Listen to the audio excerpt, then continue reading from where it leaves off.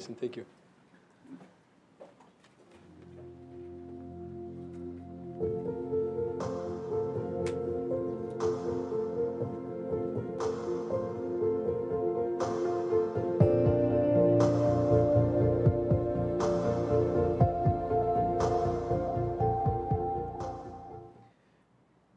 Good evening. This is the June 11th, 2024 meeting of the Board of Mayor and Aldermen. It's a little bit after 7 o'clock, and for that I apologize. We are going to start our meeting as we typically do, and that's with a prayer and the pledge.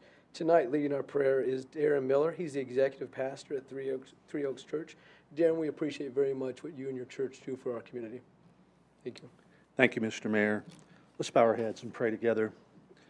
Father, I've been invited here tonight on behalf of this committee by invitation to invoke your presence, your help, and most importantly, your wisdom. And we're reminded tonight from the book of James that says, if a man lacks wisdom, let him ask God, and he shall have it. Lord, you're the only one in this room that is omnipotent. You are all-knowing. And I want to say thank you, Father, that we serve a community and live in a community that appreciates not only the presence of God, but is needing the wisdom of God. And so, Lord, we ask you, according to the book of James, to give us wisdom for the decisions that need to be made tonight and the upcoming months. Lord, we're also reminded tonight, God, of something that Jesus himself said when he said, a kingdom divided against itself will never be able to stand. So, Lord, bind our hearts together.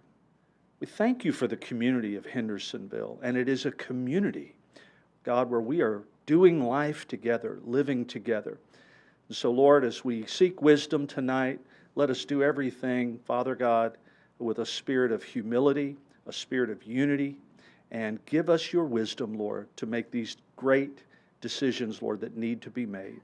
We honor you and thank you and praise you, God, for an extended future. And that future will be amazing in Jesus' name. Amen. Amen. Again, that's Executive Pastor Darren Miller of Three Oaks Church. Thank you so much. Yes, sir. Thank you. Please join me for the pledge. I pledge allegiance To the flag of the United States of America, and to the republic for which it stands, one nation, under God, indivisible, with liberty and justice for all. Thank you all.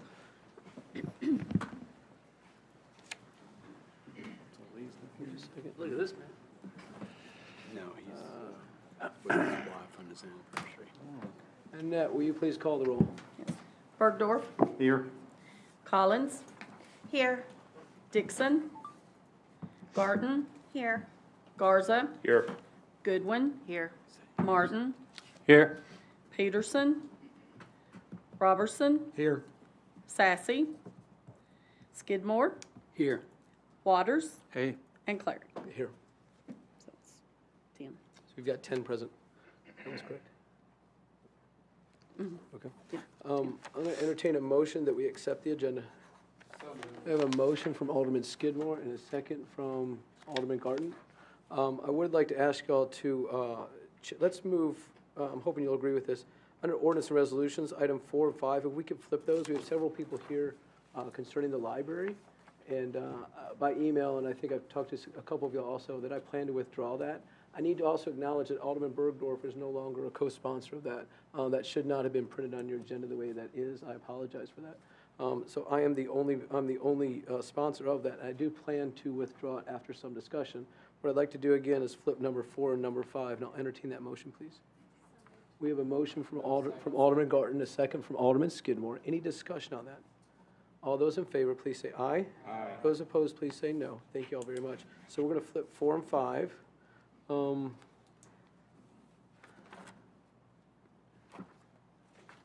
I think that was everything. Any other discussion? Any other motions? So we've got a motion, a second. We've amended it once. Okay. So we're back on the main motion of the agenda. All those in favor of approving the motion approving the agenda that was provided to you in your packet with that one change, please signify by saying aye. Aye. Those opposed, please say no. That passes unanimously. Thank you all for doing that. We have a couple presentations, and the first one is by Gerald Barrett. He is our chairman of our Deer Herd Monitoring Committee. Gerald, we appreciate very much the work of you and several volunteers. It is less than thankless. It is worse than thankless, to be honest with you. Y'all have spent a lot of time, and again, all volunteers. And the report he's going to give us is going to show you the progress that they've made. And I appreciate it very much, Gerald.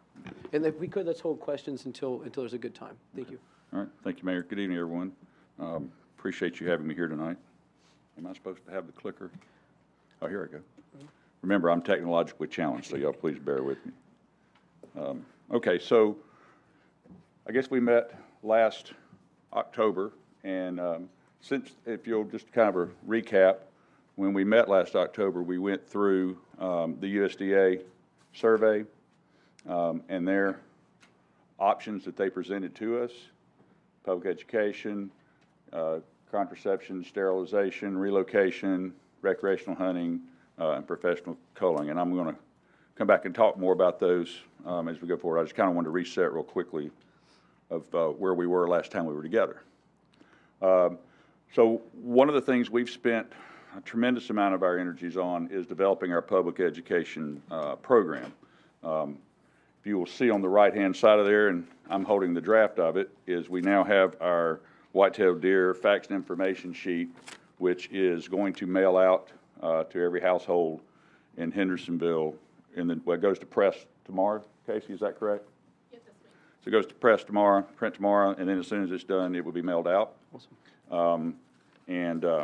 All of the information in here has been vetted and approved by TWRA and USDA. So everything in here is actual facts, and we're excited about it. A lot of work went into. I know it looks like just 3 pages, but how to get the right information in there and what's necessary. And I know that a lot of the phone lines in City Hall will be pleased because we now have the right phone numbers for who you to call for which things. So, which I think is very important. We also have links in here to TWRA, USDA, et cetera. Okay. A part of this ongoing campaign as well, in addition to the pamphlet, we've developed the website, and I want to certainly thank Casey for all the hard work she's put into making that happen. She's carried a lot to make that happen. On the website, we will, in addition to that, we will have an ongoing strategic communication initiative where during key times of the year, we will be sending information out. We'll be posting things such as, hey, it's deer birthing season, watch out for aggressive does. It's days are getting shorter and colder, watch out for deer crossing at dusk and dawn, and so forth. So this is part of an ongoing communication strategy, which is also consistent with the recommendations that we were given. Again, here's the educational mailer. I won't take any more of your time on that. Y'all will be getting copies of this very soon. And once again, thanks to Casey for taking all of our work over the last several months and turning it into something that actually is a lot more organized than I had made it. So we've had a lot of questions about what is hunting in Hendersonville, what's allowed and what is not. And I'm going to get in after this slide. I'm going to go through the rest of the frequently asked questions that all of you have submitted. And I've got the answers that, again, have been run through TWRA and USDA, so we're all, there's a consensus. With that, it is allowed to hunt in Hendersonville. And you have to follow the hunting regulations with regards to, and timelines within season. And of course, that includes distances from homes and what type of methodology you're using, whether it's a bow, et cetera, depending on where you are. And then TWRA can also help with the damage control regarding retrieval, et cetera. So that's a little bit of a touchy subject with a lot of folks, and TWRA is fully aware of that, and they own that piece of that. So that is theirs to manage. And I'll answer any more questions for that in just a few minutes. So that's it on the that piece of the presentation to go through the frequently asked questions. Before I get into those, though, real quickly, we met with the entire TWRA state leadership team the first week in May. State director, associate director, there were 8 different representatives from TWRA and 2 representatives from USDA there, which are our 2 state representatives. This also did include the law enforcement, senior law enforcement officer within TWRA as well. So, and I'm going to touch briefly on that meeting and right after I do the frequently asked questions, okay? So one of the questions is are there a lot of deer in Hendersonville? So according to the survey, and according to the survey that was done in 2023, we have populations up to 80 deer per square mile. The state average is 19.6 deer per square mile. The targeted is 20 to 30 deer per square mile. There is the USDA results that are now on the website, so everybody can now research those for themselves. Do deer pose problems to humans? And as a general statement, they're not. However, overpopulation, high density populations can lead to higher rates of conflict and damage.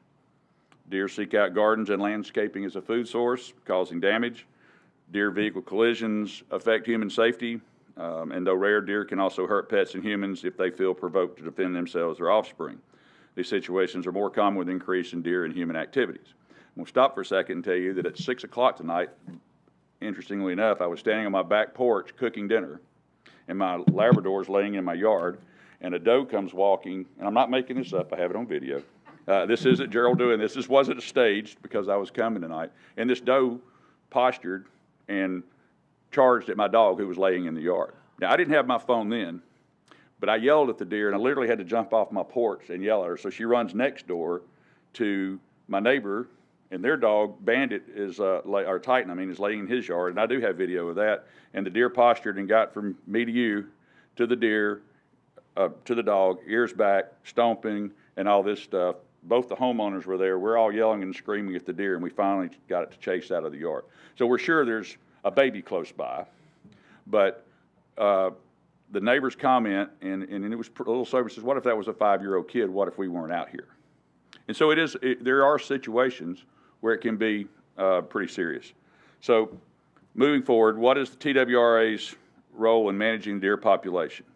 So I'm going to read this verbatim because this is very important. TWRA is the government agency responsible for setting rules and regulations of hunting, fishing, and boating. The agency manages deer populations by licensing hunters and by setting hunting seasons, dates, bag limits, and rules for how they can be harvested. In Tennessee, wildlife populations are owned by the citizens of the state rather than being private property of homeowners. TWRA manages wildlife populations for the state to ensure that they do not return to the threatened level seen 75 years ago when founded. That's their role. So then the next question, and this is, can the city cull deer? And will TWRA or USDA do a cull? USDA does do culls across the country, okay? And I want to come back to culls in just a moment, other than to read this. They are expensive. There's a lot goes into it. TWRA does not perform them. They have to approve them. There's also private entities that do them, but USDA is probably the leading authority on this in the country. Is TWRA doing anything to control deer population? So the answer is that they promote hunting. That is what they do to do that. They don't have staff or resources to provide removal services. They set regulations to allow that. Along with that, they also offer depredation permits, which there are 14 currently in Hendersonville that have been issued. There are 14 active depredation permits in Hendersonville. I do know of one of those that harvested 30 deer this past year, and that was on one street. So then the next question is, and again, I'm trying to get through all this for you because I'm sure that some of you are going to have questions, so bear with me if I'm a little brief on some of this. Why is it against the law to feed the deer? Supplemental feeding of the deer leads to increased reproductive potential, which ultimately increases the herd size. Supplemental feed also attracts deer to homes, which increases the chances of conflicts and causes deer to lose their fear of humans. This can lead to health and safety hazards, including the spread of parasites. In 2018, Ordinance 2018-8 was adopted, which changed the city's municipal code, Title 10, Chapter 6, to prohibit the intentional feeding of deer. Residents can be fined up to $50 for each instance they are cited. The deer carry diseases, and so can they be spread to humans. They do, but they have not been shown, deer do carry diseases, but they have not been shown to be transferable to humans. There are two diseases of current concern within TWRA, which is hemorrhagic. I'm not going to attempt to read that again. Disease and chronic wasting disease. Both are contagious among the deer, but there's no evidence that they can be transmitted to humans. If you see a sick deer, you should leave it alone and contact TWRA or USDA. And there is actually on the TWRA website, there is a report of sick deer on Tennessee.gov. Then, of course, we have our who you're going to call list now if there's a carcass removal that needs to take place. What type of flowers and plants will deer not eat? There are landscapes you could plant that are deer resistant. In my conversation today, though, with the state USDA director, he says, you know, here's the thing. If everybody had deer resistant plants, then the deer probably are still going to eat them because they're going to be hungry. And if they don't have anything that's not deer resistant, then they're going to eat the things that are deer resistant. So that's kind of one of the cold realities. But does it help? Absolutely. But by itself, it's certainly not an answer. What are we doing as a committee to mitigate the deer population issues? And the biggest thing that we've been doing over the last 6 or 8 months is make sure that we don't take the wrong action, and also do the things that we know are the right things to do, which is developing the communication program. And we're continuing to do a lot of vetting. We're doing a tremendous amount of research, and it's okay, great, you're studying all this, but we're also talking to a lot of experts. Like I said, we met with the entire TWRA leadership team, and in that meeting, we developed a one point of contact for the city with TWRA, which is a really big deal. There's no more, who do we talk to about this, who do we talk to about that? We've got one direct line of communication with that. We also have Casey and their public information officer connected. And we also got some really good advice. The first piece of advice we got was we need to do a better job of collecting statistics. We need to really understand and measure what all is there. And that's one of the things that the website is going to be an important piece of, and the who you're going to call, so that when we do have a deer accident, that it's getting logged into the system, because we don't believe that all of them are. In fact, we know that they're not all. So for that, so the capturing of statistics so that we can understand things going forward is very important, because we take action, we need to know if it's making a difference. And if we don't have good statistics, then we're guessing whether what we're doing is the right thing or the wrong thing. So statistics matter. The second piece of advice we're given is enforce the ordinance you have on the books. If you don't enforce it, then you're wasting your time. Why did you put it on the books if you're not going to do that? And we felt that before we could ask our law enforcement to enforce it, that we needed to make sure that everyone in town understood not only that it is illegal, but why it's not a good idea. And so that's some of the things that we got from advice with them. The USDA people who were also there, he, since that time, has reached out to directors from across the country. He's talked to over 10 different states, which was my follow-up call with him today. They recommend that we do an ongoing survey program, which would be once or twice per year. The cost would be $8,500 per survey. The methodology for the survey is USDA now has a helicopter equipped with the FLIR technology. For any of you techies, that's the infrared, that's, military grade survey type equipment. They feel like that we should take it. The next survey would be at the end of the year, when deer population would be at its lowest, and then depending on what action is taken, then through another time through the year, so we can answer the question: are we moving the needle? Is what we're doing working, or if not, what are the next steps?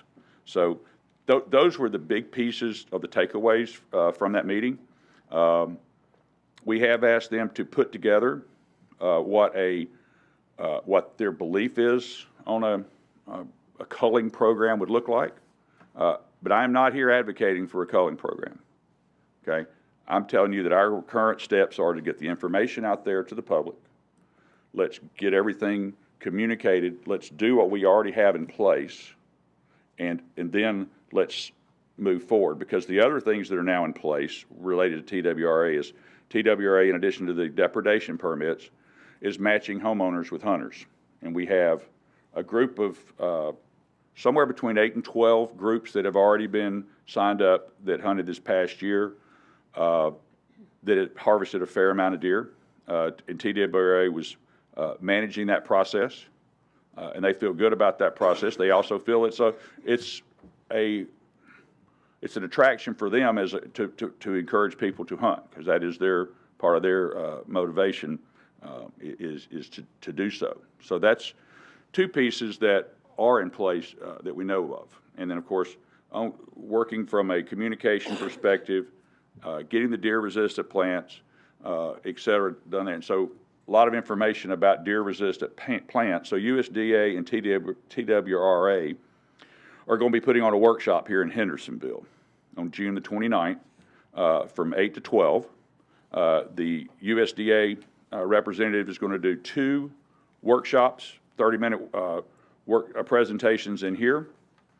In addition, USDA will have booths outside demonstrating fencing, demonstrating different types of deterrents. And in addition to that, TWRA will have a booth with the state biologist to answer questions. And they will also be there to, of course, promote hunting, but then as part of that, they will have the ability to, can sign up for a depredation permit or apply for one. You can't actually sign up for one there. And then they will have the homeowners to home hunters program being discussed. So we feel that's a really important step. It creates awareness. USDA has said, hey, in addition to that, any further events that the city has that you'd like us to be a part of, then we're happy to do so. So that's where we are. We do think that we have more work to do from a research perspective. I had all of you emailed a copy of the City of Wildwood, Missouri's study that was put together by the National Deer Association. It goes through their entire rationale behind it, why they believe 20 deer per square mile is the right number. It talks about why physical and chemical sterilization are not options, why deer relocation it doesn't work. And so, but it also gets into all the methodologies and all the things that city did. And it's an extremely comprehensive recommendation. I do think it's important to note several things that were recommended in their study of that city we're already doing. We have a deer committee. We have an ordinance on the books. We have an information program that's working. And so, in some ways, while we all feel like nothing's happened, in some ways we're already ahead of a lot of folks, and we are making progress. So I'm open for any questions. Alderman Brodorf, thank you for your patience. Go ahead, please. Yes, thank you. Mr. Barrett, Chairman Barrett, thank you very much for your work you're putting forth here. This is a lot of information. This is a lot, and you've had to go through, it sounds like meeting after meeting after meeting to gather it. About how many meetings outside, because this is all volunteer, as you noted, and how many meetings outside of the committee meeting have you been able to, had you have to attend? Well, so our committee meets the third Tuesday of every month. We've had a quorum at every meeting. since we started working last May. And so that's our work. In addition to that, we do all do research throughout the course of the month with different brochures, different studies and gathering of information, which is distributed based upon what assignments we have. And when people citizens bring to the committee a request for us to, for example, last July, we had a lady say, hey, we want you to reach out to the National Humane Society and get their stance on deer. So we did extensive research on what their positions are. Right. With regards to deer sterilization and contraception and all of that. So it's not just one point of view that we're trying to get. When a citizen brings us something, we try to get all of them. Right. We've probably looked at 30 or 40 different university studies around the country. I mentioned the National Deer Association, and state level with USDA, and then of course our TWRA agents, et cetera. So It's been an exhaustive research, isn't it? it's a lot of work. And Well, we just got back from Jekyll Island, Georgia, and the deer are down there too. I don't know if they're Hendersonville deer or if they're Georgia deer, but they're down there too. Can you believe it? I'm just teasing with you guys.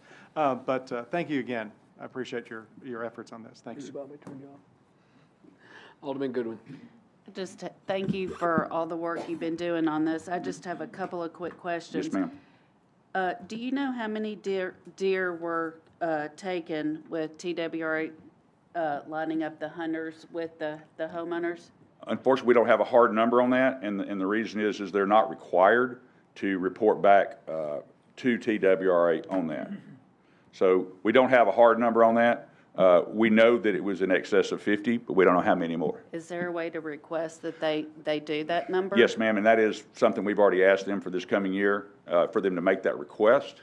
But it is just that. We can't require them on that. The only thing we can ask, and TWRA is actually in process right now of updating their reporting mechanisms, because on depredation permits, you are supposed to report every deer that was harvested.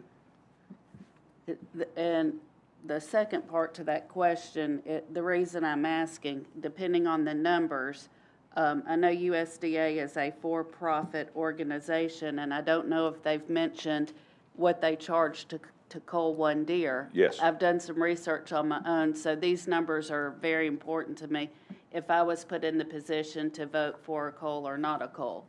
So Yes. if we could get those, that would be very helpful as well. And I've requested that, and what I actually did was I said, there's two areas that are the most urgent, or at least the highest density. We'll just leave it at that. The highest density population, which are the two peninsulas.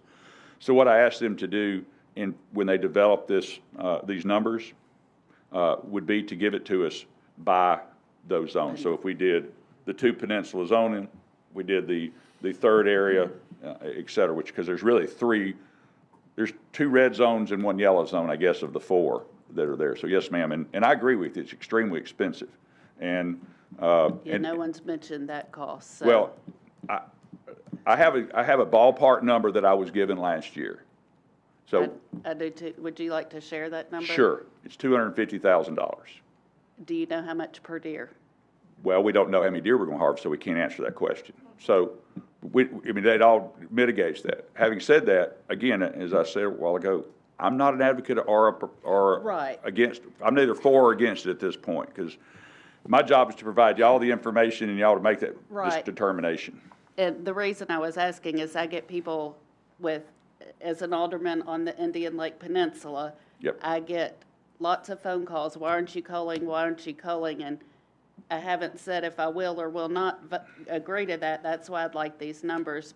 But I want people to know there is a cost involved in that. Absolutely, and if you look at the survey I provided you from Wildwood, Missouri, now that, for the record, they did not use USDA in theirs, they used a private group.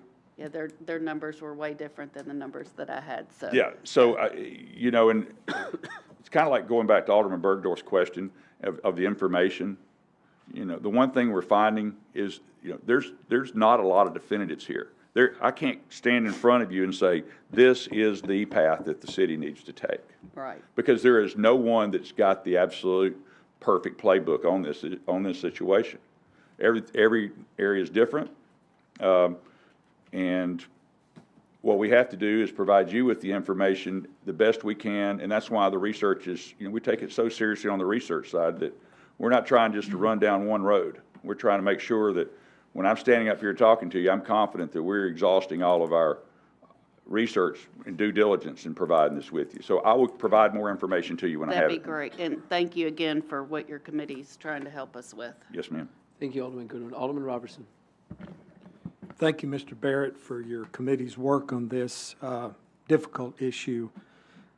Did you look at the number of traffic accidents in the city as a result of collisions with deer? Yes, sir. And back to the statistics that we're trying to get more information on, Officer Tipsort, our liaison, has done a really nice job of putting together what is out there, but we don't believe that it is a comprehensive list of all the actions that are happening. But we are gathering that. We do have that information. I don't have it with me tonight, but I will be happy to provide it for you. We have that study, right? That Emily had put together, Officer Tipsworth had done. I believe so. Yeah, I will get where what we know is, but again, and it's like the other statistics, Alderman, we are still, don't believe we're gathering all the information that is out there. And one of the goals we're doing in our next round of initiatives is reaching out to our insurance companies in the market. We're trying to figure out who that needs to be, whether we go through the insurance association or how we get that information so that we can try to get some more concrete numbers, perhaps on actions that aren't necessarily reported to the city. Because I could probably guess if somebody was going home at 10 o'clock at night and might have had a beverage or two, they're probably not calling the city if they hit a deer. So. Yeah. Alderman Brown, former Alderman Brown, a few years ago, got some statistics, and I think he got them from the police department. Yes, sir. And also Public Works picking Yes. up deer. I would like to be able to quantify, the problem. I don't live on the peninsula. I live in Ward 6, and we say that's on the southernmost part of heaven, right? But I would like to see some statistics, some current statistics, staff, if we could pull those together. The next question is disease. Yes, sir. I understand that in Tennessee there have been some incidences of the wasting. Is that what it's called? CW, chronic wasting disease. Yes, sir. And let me ask you: is the prevalence of wasting, and you may not know this. This may be a scientific question, but with the higher number of deer per square mile, is the probability of diseased deer more probable? So I'm going to tell you what was shared with me, okay? Because I'm not an expert. There's two types of diseases that are typically spread in the group things. The hemorrhagic, I got it out that time, type diseases, one of which is EHD. There was an outbreak, I think in 2007 in Kentucky, and it took out 40% of the deer population. It is not transferred deer to deer, but it's transferred by a small insect. And what happens is the insect moves from one to the other. Well, if there's more deer in the area, which is within that particular market, then there's a more likelihood of it. Having said that, one of the things that the deer that impacts that is not a high availability of water, which we don't necessarily have that issue here. Yeah. Okay. But with regards to CWD, chronic wasting disease does happen when deer share a food area, and when they eat the food and they leave saliva, and other deer eat in that same area, then that's how it is transmitted. What about canine to dogs? I'm not aware. Cats or other animals. I'm not aware Okay. of anything like that. That's really the only Okay. ones I know about. There is CWD in western Tennessee, That is all I know at this point. Okay, so how many deer does the committee believe need to be harvested a year for Hendersonville to get to that magic number? You say we have 80 per square mile, is that right? Yes, sir. And the optimum is 20 per square mile? So that is the state average. Okay. So the Deer Committee doesn't necessarily doesn't have an opinion, Okay. but I will give you the expert's opinion. Because, so according to USDA, for us to begin moving the needle in the right direction is to reduce the population by 30%. And that would be to start the process, and then all of these other activities that we're talking about with regards to hunting and the deer-resistant plants and the barriers and all those things can continue that process. But according to their recommendation, it's 30%. Now, if you do the math, I think if there's roughly, I'll just use 1,000 deer on the Indian Lake Peninsula, I think it's between 850 and 1,000, if I remember correctly. But I'll just use a round number because I went to Auburn. We use our math that way. So I can remember 30%. So if you've got 1,000 deer on the peninsula, and 30%, I means you're going to take 300 out to get that moving in the direction. So, That's just excuse me, sir, I'm sorry. Let me finish this point. Okay. I didn't mean to cut you off. But according to them and every other thing we've read, a one and done culling is not going to be effective. So, excuse me, I didn't mean to interrupt you, sir. so do you believe hunting is an effective procedure to cull deer? By local hunters, like the TWRA is sanctioning? I believe it's a step in the right direction. Is there a way we can incentivize more hunters? Yes, sir. How? I'd like to save that for our next conversation. Okay. And I don't mean to, I don't mean that to sound like a flippant answer, sir. I have thoughts on that, and we've got some thoughts coming from TWRA with regards to that, but I'm just not far enough down the road of that to be able to present that to you. Yeah. I just know from my reading of history that when the West was settled in America, there was a lot of problems with wolves, and they put bounties on wolves, and it just about wiped them all out. Well, it was an effective tool. So I'm not going to tell the committee what to do, but I would like to see some ways that maybe we could incentivize the hunters to hunt them safe and to dispose of them properly. yes, sir. Well, I think the best thing for me to do at this point is to, if I may, when I come back to see you in the fall, hopefully y'all invite me back. But if you invite me back in the fall, I'd like to be able to present some more information to you. Their programs probably are not around bounties. Theirs are more like hunts for veterans, some of our Wounded Warrior type events. Fall Creek Falls, I believe it is, had a very successful one recently where they brought wounded veterans into a hunt, and I say recently, this past deer season, and some of those types of things. But I'm not really prepared to give you a good presentation on it. But I promise you that, and let me come back to something else you said, and I'll move on. The statistics component, we're efforting to get that, but that information is going to be updated on a regular basis on the website. So everyone will have that information going forward as it's updated, and we'll continue to get that information more refined as we go forward as far as statistics. Great. Thank you, Mayor. Alderman Robertson, thank you. Alderman Garza. Yes, Eddie asked most of the questions. Sorry. So currently, we don't have an average cost per deer for culling. We don't have a number for culling. We don't have a dollar number of what a culling would actually cost us. We don't have any hard numbers on that, nor do we have the estimates of how many deer would be harvested in that. Okay, well, we have big budgets to talk about here, so we're going to need some kind of tentative number there. And it doesn't have to be exact, but I got to think with all the culling that's been around the country, there's some kind of average cost per deer. To say $250,000 doesn't mean anything. I've been told I'll have good numbers for you within the next week to 10 days. And the other number I'd like to have, if possible, and by the way, thank you for all the work you've done on this. Yes, It's pretty sir. amazing. I'd like to know Because I know culling one and done is not a thing. How often does culling need to be done?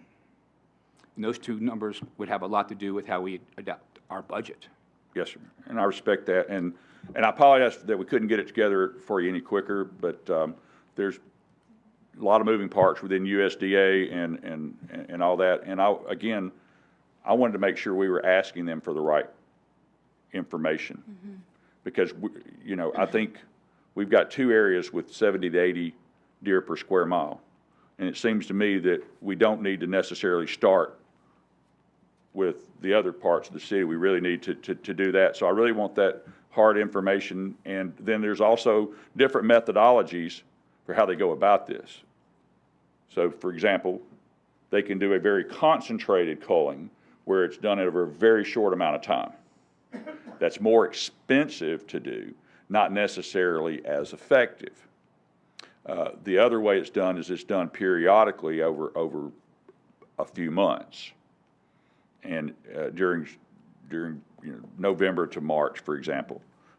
So less expensive, sometimes more effective because of the ability, it doesn't scatter the deer as much. So there are a lot of different pieces of that, but I also think that is a key piece of this, and I would ask that for your consideration as you're going through budgets, that we really get a strong survey program so that when we do take action, whatever that action may be, that we can go back and reflect over the next, and back to the statistics component, is what we're doing working? Are we making a difference? Or are we just putting money at something or effort at something that's not going to have an impact? So the other part of that, and you may not have this information either.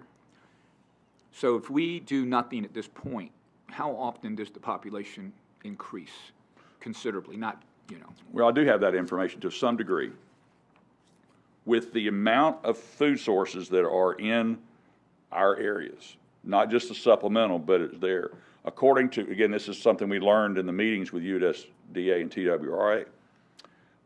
Mother Nature says, hey, there's plenty of food here. So the proliferation of the herd, twins, triplets, even quads, when there's this much food source out there, is growing. So but we don't know what that growth looks like from one year to the next, or that, and that's one of the reasons why, we really. the surveys. Yes, sir. And I know it's not an answer, but it at least gives us some information that we need. No, I get asked a lot about culling, whether I'm for it or against it, and I know Terry does too. And I don't know yet. I don't either. And I used to live in Philadelphia, and there's a big park there called Pennypack Park, and it's kind of the central park of Philadelphia. And it's large. I couldn't tell you how many square miles it is, but they always have a deer problem. So about every 2 to 4 years, based on numbers, they allow citizens who buy an orange thing and have to wear orange go in there and take care of the population. If they didn't, they'd enter the neighborhoods. And that's the first time I ever heard about culling, was then. But it had been going on so long, it was just an acceptable behavior. Here we see Bambi and the deer are beautiful and all. So it's a tough call here. I mean, and it's no matter what you do, you're going to be 50% wrong. It's inevitable. Well, my goal is to be 49% wrong. Okay, fair enough.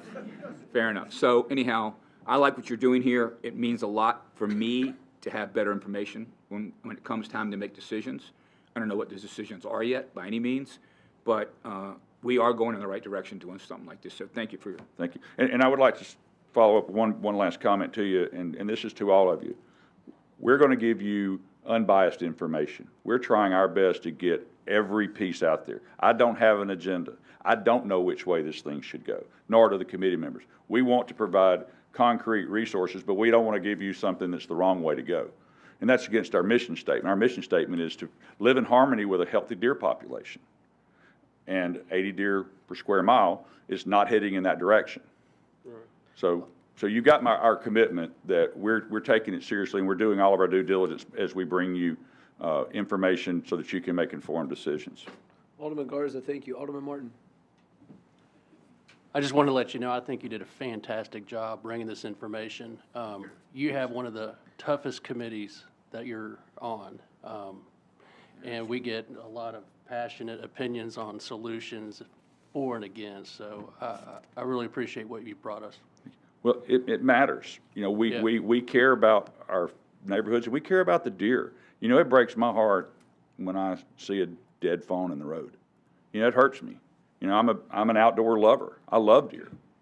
And it hurts when you see that happen. There's one in our neighborhood that limps because it's been hit by a car. That hurts me, you know. It hurts me to hear about the old couple on up here at the intersection with Bonita Parkway where the deer jumped in the back seat of their car. And those people could have been killed. So I see both sides of it. So thank you for that. But we do care about it. And we're doing our best to bring everything we can to you. Alderman Martin, thank you for that. Alderman Waters. Thank you, Mayor. I'll be very brief. Yes, sir. I'll follow up with Alderman Martin's comments. It's a fantastic presentation you've given tonight. Thanks, sir. 2 questions. How large is your committee as far as members? We have 7 members. 7? We have 7. We have 7 members, counting myself. In addition to that, we have Officer Emily Tipsword, who is our liaison. We have Alderman Bergdorf, which is our Alderman liaison. We have Casey Lamar, who is a communications director, and then we also get support from Jesse Eckenroth when on city-related things. So that's. But You've got a member here tonight?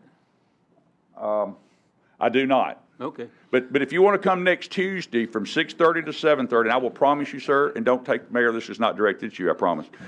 We're going to start at 6:30 and we're going to end at 7:30. My heart don't start beating till it's 5. But Thank you, sir. I appreciate it. Yes, sir. That's all I wanted to know. Thank you, Yeah. Mayor. Alderman Waters, thank you. Gerald, seriously, the work you all have done, we can't put a price on it, and appreciate all the volunteer effort that you all have done here. well, we've got great committee members, and we also have got great citizen involvement. We appreciate it. It's hard to help everybody understand that we're not the bad guys anyway around the world. We're just trying to get it all to you guys so that y'all can decide how that needs to go forward. So, thank you. Thank you. Appreciate y'all's comments and questions.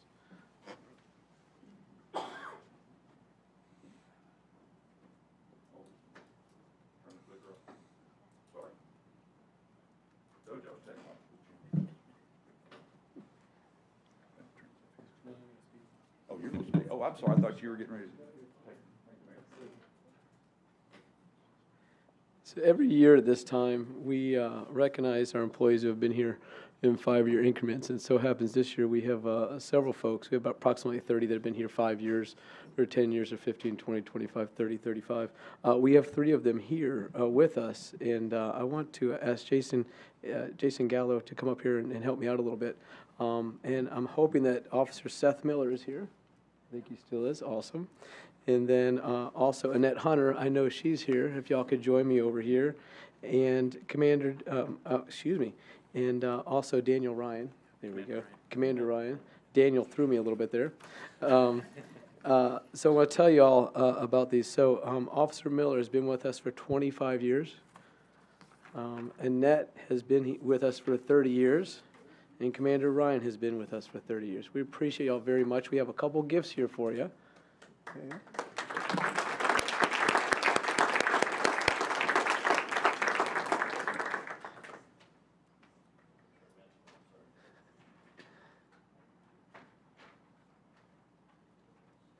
So thank you all so much. We hope you make it another 5 years, 10, 15, 20, all those are good.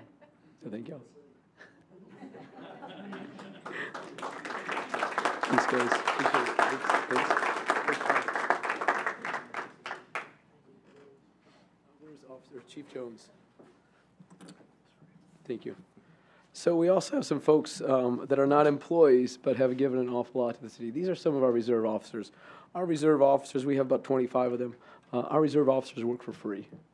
It's just amazing the work they do. A lot of them have other jobs in law enforcement or in public safety. Some of them are retired from those positions, but all of them give of their time and certainly give of their effort, and just for their love of serving and their love for the city of Hendersonville. We have Sergeant Dean Thompson here. He's 5 years as a reserve officer. Thank you. Sergeant Fitzgerald here. Okay. We have Sergeant Jenny Fitzgerald, also 5 years reserve officer. Cochran is not here. barely. Let's see. I know it's this one, never mind. Okay. I don't have my glasses on. Okay. And then, who's the next one? Lieutenant Brad Cochran, also 5 years. There he is.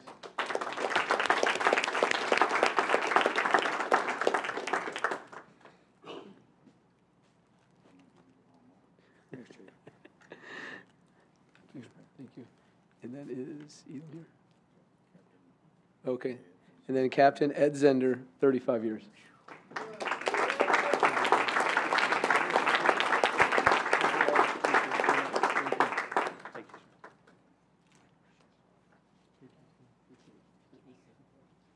So I appreciate y'all being here, and like I said, we have some other ones that weren't able to be here. Corporal Antoine Elam was 10 years, and we look forward to doing this again next year. Thank you, Chief. Thank you, sir.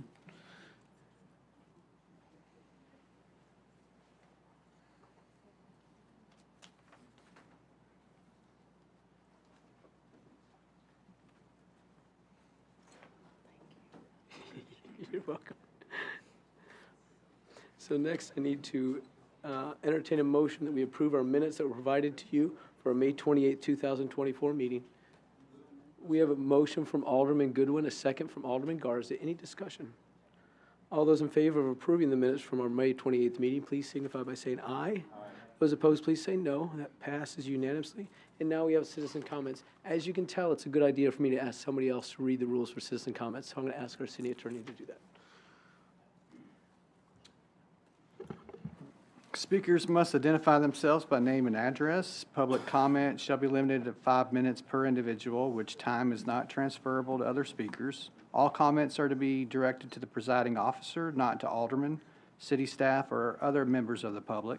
Comments must address issues, not individuals or personalities. Personal attacks shall not be tolerated. Comments may support or oppose particular issues or measures, but the motives of those with differing views shall not be questioned or attacked. Malicious comments will not be allowed, and speeches for or against particular candidates running for public office shall not be allowed. Thank you. Yes, sir. First one is Jake Moore of Island Drive. Please. I'm going to be speaking about Deer Committee-related issues, and I actually have a graph for the car collisions and some other documents if you guys are interested. If you could hand him down there, he'll make sure to pass the rest away. Thank you.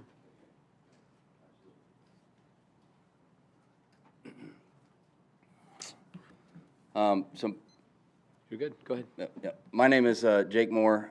I am a Hendersonville resident. I own, maintain, and pay property taxes on multiple properties in Hendersonville, Tennessee, one of which is a property on Indian Lake Peninsula that has been in my family since the early 1960s.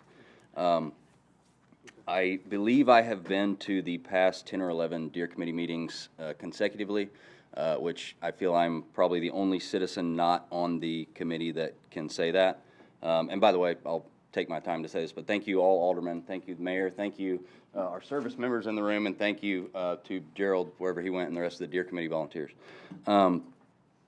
I was hoping for a lot more information from when the committee met with TWA recently. What was presented at the last meeting was a little disappointing to me. I want to focus on some misinformation that was stated.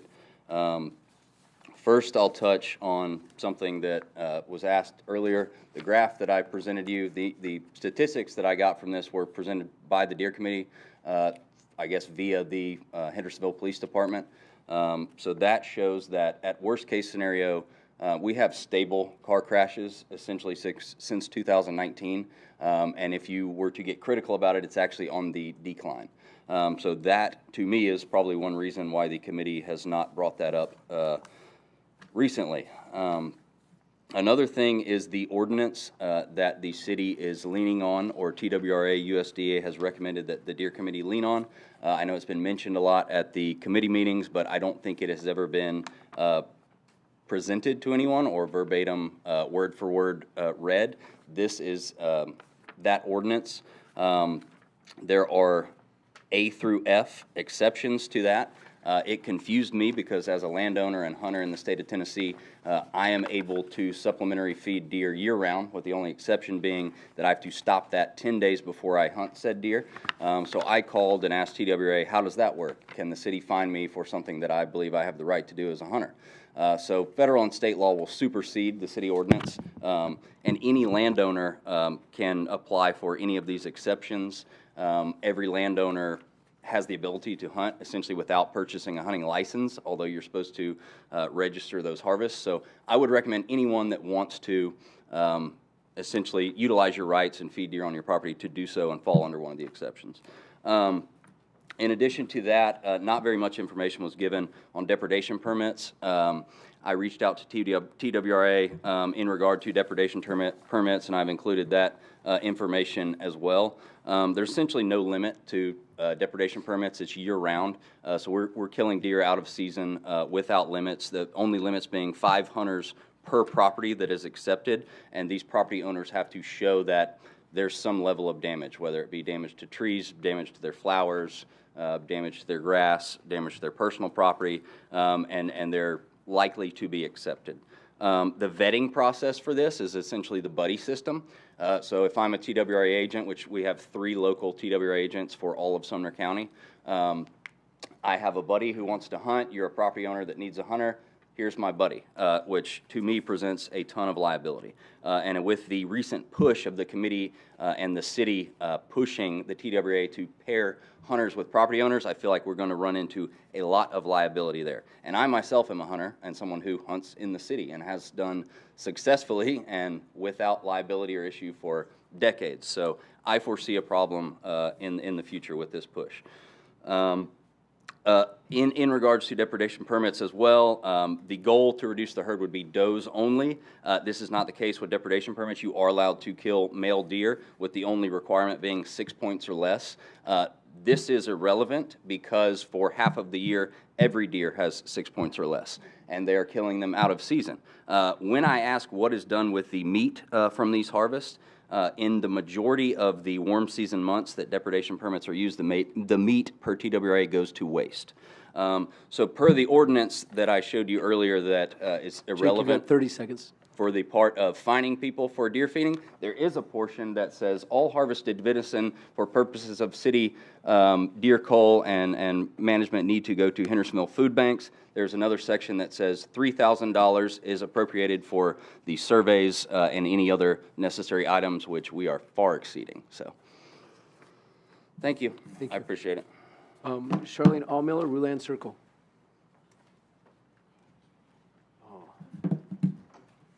Hi, I'm Charlene Oniller at 143 Roland Circle, Hendersonville, Tennessee. I'm from St. Louis area, and Wildwood is more akin to Brentwood than here. I did have a car accident, and I didn't call the police. I drove home, and I had a baby deer in my backyard yesterday through our fence, but our neighbor's dog scared it away. So, and the USDA is actually a federal entity, but they do charge for their services. So I'm here actually to talk about the libraries, but I only care about the safety of my kids and my family when it comes to deer, so whatever that needs to happen. Last night I was at the county commissioner committee meetings, and one of the county commissioners said the transfer of the library was your idea, the Hendersonville BOMA's idea. I am concerned that you are taking the county attorney's belief as valid, and you owe it to the city residents to do your own research and verify everything is true that is being said. The $50,000 the city has been paying goes to operations of the library, and operations equals both salaries and maintenance.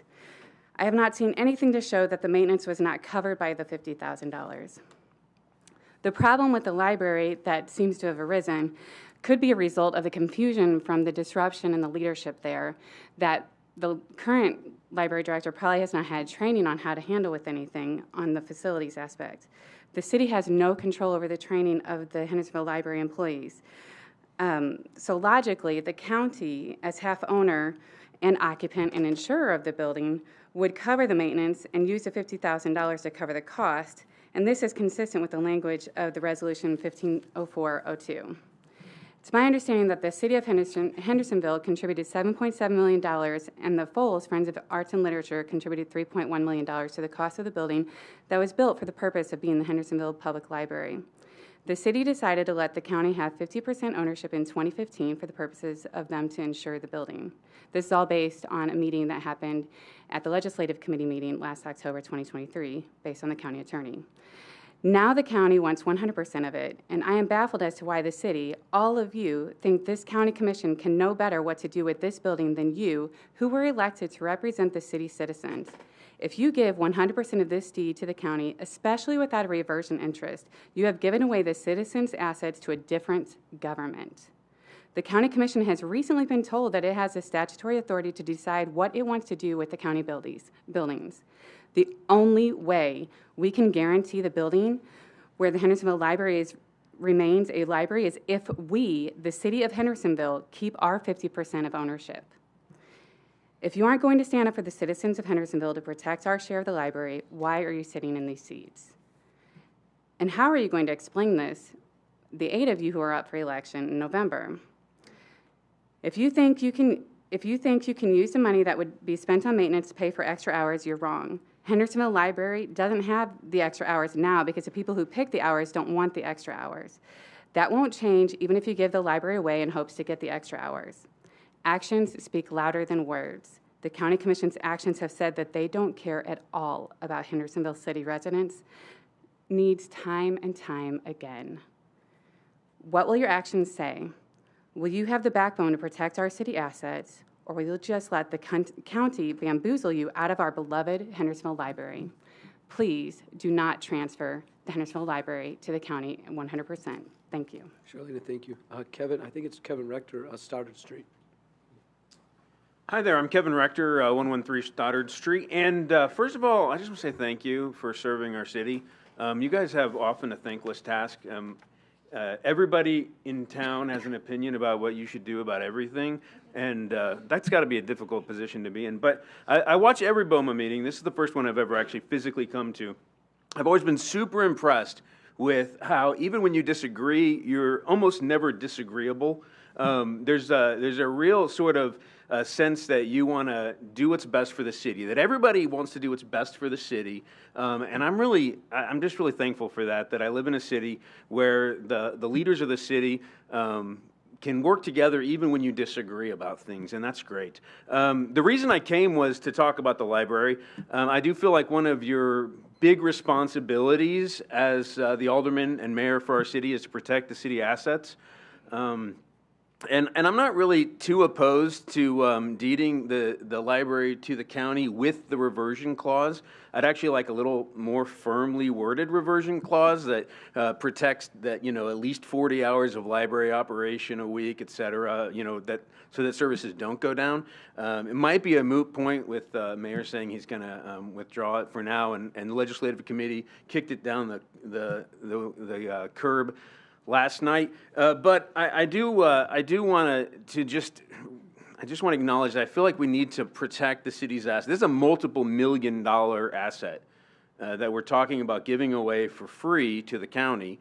Now, of course, I'm a citizen of the county too, and so I'll probably maybe go talk at legislative committee or something when that comes up. But I would like to see a reversion clause if this does end up getting brought back up in the future, or if this county just wants to give us the library and operate it while we maintain it. I'm not opposed to that either. I also wouldn't mind if somehow we can just sit down and actually figure out exactly who's responsible for paying for what, and just kind of maybe try to. The county doesn't typically operate with the collegiality that I see at BOMA, but I'd love to see maybe some way that we can work together, and that would be great. Anyway, thank you for all your service and all that you do. And also, I didn't come to talk about deer, but I've almost hit 6 in the last 3 months, and I would love for there to be less of them. My daughter got her driver's license yesterday, and I'd really hate for her to hit a deer. So thank you for all that you do. Thank you, Kevin. Dearland Ferris, Alyssa Drive.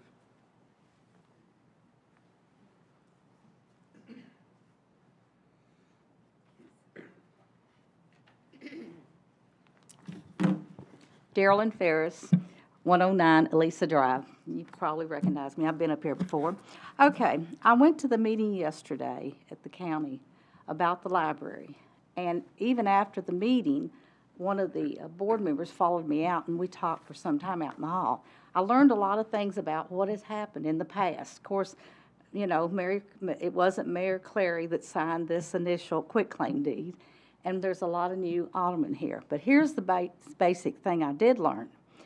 When this document that everybody says is hard to understand or confusing about what the services was going to be to the library, she made it very clear. What happened, for instance, if you buy a new car, you take it in and have it serviced every once in a while. You don't expect that car to last forever. Well, that is what was expected of us in this original document. Like the library has 2 elevators, had an exclusive central heat and air unit, and it was never serviced like you do at your home when your central air unit needs servicing or checked on every year. So that's what happened. Then, when everything started failing, 2 elevators and a central heat and air, the county paid over $900,000 last year to get all of that fixed. So it was a little bit our fault. When I say our, I'm talking about the city. And also at the meeting, they made it very clear that they're not going to sign anything else. But if we want to keep our library and they'll bow out of it, then they will quitclaim that half back to us. So, in my opinion, it's our library, and we just need to make room in the budget to keep this library up. Since they just put the 2 new elevators in central heat and air, we don't have to worry about that for a while. But it's been a big misunderstanding about this. And I'm sorry, I never read the document or had no knowledge of it until recently about what was expected of us. And then, of course, the $50,000, like the young lady said a while ago, that's part of the operation. So, you know, and I think a lot of the citizens will be upset if we quitclaimed it over to them, the county, and they have contributed all this, what, $2 million the citizens did. They're not going to be very happy. So we need to keep everybody happy, get this library back in our control, and take it from there.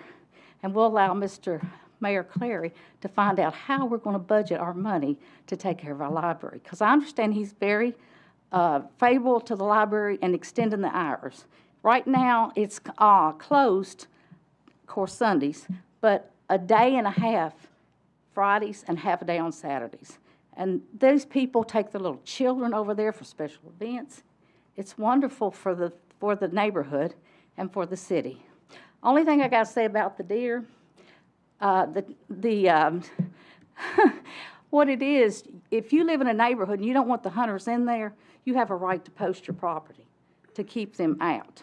So anyway, just in case people want to know what's the alternative if they don't want hunters tramping around and shooting in their neighborhood. So that's all I have to say, and thank you very much. Yeah, then, thank you. Tammy Hayes, Governor's Park Boulevard.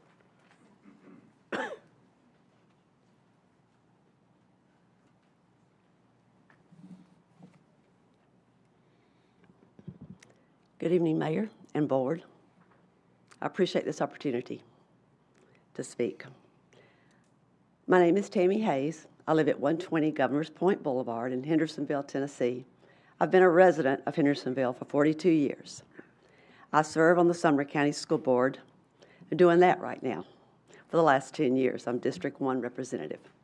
Tonight, I have the opportunity to share with you about the STARS program, which you all are discussing. I believe it's been in committee of reducing funding. STARS stands for Students Taking a Right Stand. There are 4 pillars to the STARS organization: hope, health, connection, and compassion. STARS helps over 100,000 children and youth yearly by offering fair access to prevention, intervention, and treatment services in schools and in communities. The school-based services support students dealing with various challenges like trauma, violence, PTSD, substance abuse, depression, grief and loss, and bullying. And I can tell you that that number is growing. of students who are experiencing these challenges. I've been a huge supporter of STARS for decades, speaking on behalf of STARS at the United Way to get allocations for funding and advocating on the state level. Debbie Sheets, many of you may know her. Debbie Sheets, she's a dear friend, and she was the HHS STARS counselor for many, many years. I would go and visit HHS, which I do often, and all the schools in my district, but I always stopped by to visit Debbie, and I had a chance to connect with students. She always had a crowd. It was a safe place. Her office and her room were where students could come and know they were accepted for who they are. I understand personally the value and vital importance of hope, help, connection, and compassion from my own recovery story. Our students walk through the doors of our school buildings daily with a lot of baggage. It doesn't matter what socioeconomic level they have come from. Our children, they're experiencing fear and anxiety, physical and emotional abuse, substance abuse, depression, grief, and bullying like never before. You know, no one likes pain, and all of those feelings are very painful. And most of the time, people keep that to themselves. They stuff their feelings. That doesn't turn out real pretty. And we also, I'm talking to the adults and the students, we will numb and medicate pain, which doesn't turn out real pretty. You will spiral downward if you do not find hope, health, that's mental and emotional health, connection and compassion. Debbie Sheets, knowing my personal journey, invited me to sit in with one of her small groups. It was a group of young ladies that allowed me to join their session. It was a privilege. It was a privilege to hear their stories. And I shared mine. I understand how hard that is. I respect those young ladies, and I respect people who have overcome the hurts, habits, and hang-ups, the pain. Tammy, 30 seconds. That's no way, Mayor. You're kidding me. Great healing takes place in the STARS program. I'm asking you to please fully fund what they have asked. I just to reconsider to give these programs what they need to do the great work that they're doing. I thank you for your time. I thank you for your consideration. Tammy, thank you. Thank you. Next, we have Justin Priswider, I think, on Spyglass Way.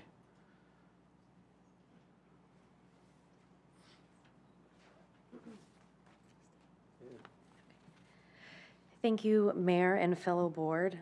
I appreciate your time this evening. My name is Justine Priswida, and I am the president of the Masters Glen HOA in Hendersonville off of Saundersville Road. And today I'm asking for an exception to be made on Spyglass Way in the name of safety for enforcing traffic calming measures.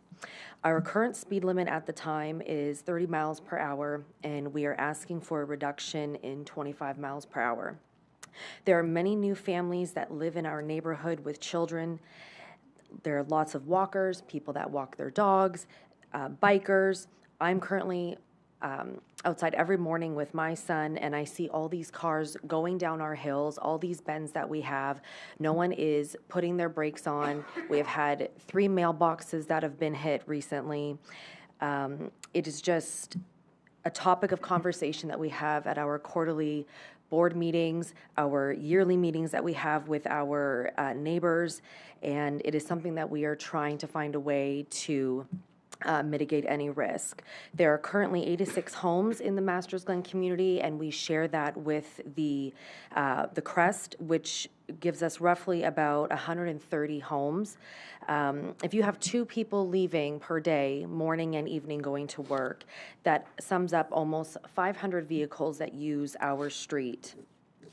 We have had a police officer that has sat in our community a few times and has noted that the average speed limit on those days were 40 miles per hour, so 10 miles per hour over our speeding limit. The new community next to us at Stonecrest that is being developed is now 25 miles per hour, so we are liking for our community to meet those same standards. Something needs to be done, and we would like to have the proper traffic calming procedures to be put in place. We are trying to make our community safer, and it is a beautiful neighborhood, and I personally, as well with other family members, neighbors with children that are outside all the time, it is something that we would be terrified even if our children ran up to the mailbox. Our sidewalks are not wide enough. The sidewalks are way too close to the streets. The streets are not wide enough, as well as we have many people that park their cars on the street. 10 years ago, there was a woman that had died because she was speeding so fast that she hit a tree. Thankfully that there was no home built on that lot at the time, as there is now. But it is something that we are hoping that there would be some sort of consideration following through. Thank you. Justine, thank you. Megan Lenford of Luxborough Drive.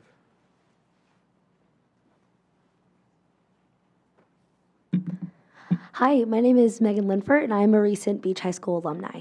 Thank you, board members and mayor, for listening to me today. Just having graduated from Beach High School, I'm leaving so many amazing aspects of my high school career behind. But I get to bring the memories of high school with me as I go to college.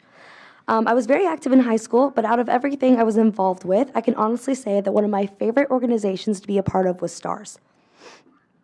The opportunities I've had and the passions and knowledge I've gained through this club have played a significant role in shaping me into the person I am today. Through STARS, my passion for mental health, service, teaching, and public speaking have grown significantly. I've always wanted to pursue a degree in psychology and become a counselor one day, and working on projects with other STARS peer leaders and being the chair of the mental health committee in STARS at my school has only fired the fuel to pursue that dream. Now let me delve into one of my favorite activities I've participated in through STARS. I've been blessed with several opportunities to lead exercises with middle school students, teaching them in an engaging, fun way about the important matters that can be hard to grasp at a young age, such as the dangers of alcohol. Understanding how drinking, especially as an adolescent, can hinder brain development in areas like the frontal lobe or amygdala that control decision-making and memory and learning, I'm passionate about speaking to kids about the dangers of drinking too early and irresponsibly. My favorite activity to lead included students using vision impairment goggles to do everyday tasks like pouring water or counting change. It's a silly, exciting activity, but it really engages kids to learn an important message in an interactive way. I love elaborating throughout the activity, asking kids what they think the legal and moral consequences may include when drinking and driving. As students are listening and participating, I can see the gears turning for them. When it comes to understanding a subject matter with so much weight to it, I think there's tremendous value in hearing the message from another student who is just a few years older than you.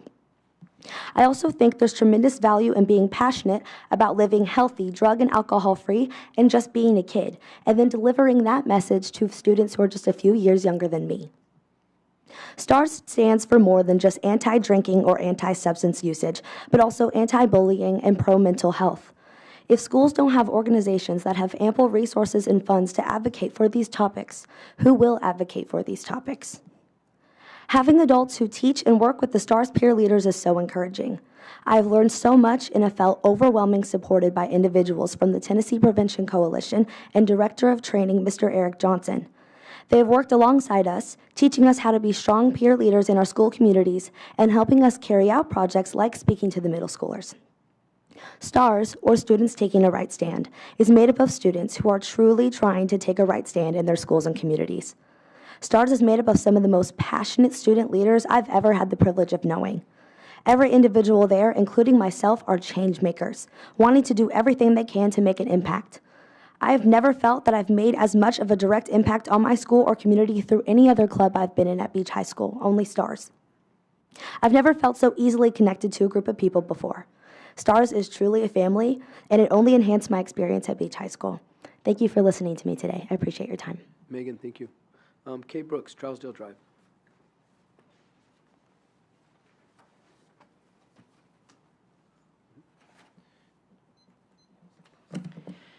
Good evening. It's always good to see you guys. I am speaking on 3 budget items. The first is the WeGo Transit $50,000. I was a long-time user of that service, and I am encouraging you not to fund it anymore. It's not been what it ought to have been for a long time. And I've told this to Mayor Clary several times for the last several years. It just doesn't pay it to support it. There are too few riders to justify this $50,000. I remember one night on the bus, we kind of did a little survey of all the riders that were there, and they were shocked to find out it was 50 grand or so for this place for them to get on the bus and park. And they said, no, it's not worth $50,000. And those are users. And not all of the riders are Hendersonville residents. So you are subsidizing people from Gallatin, from White House, they come a good ways because that's the closest stop for them to do a park and ride. And all of this is part of a desperate plan by those working hard to create a greater Nashville mass transit system, which will never be financially self-sufficient, never. Like I said, I used this service for about 5 years when I worked at Vanderbilt. Vanderbilt paid for half of it, but eventually they decided that veterans could ride free, so that saved me $90 a year. But you know that $90 didn't come anywhere close to paying for what the service should have cost.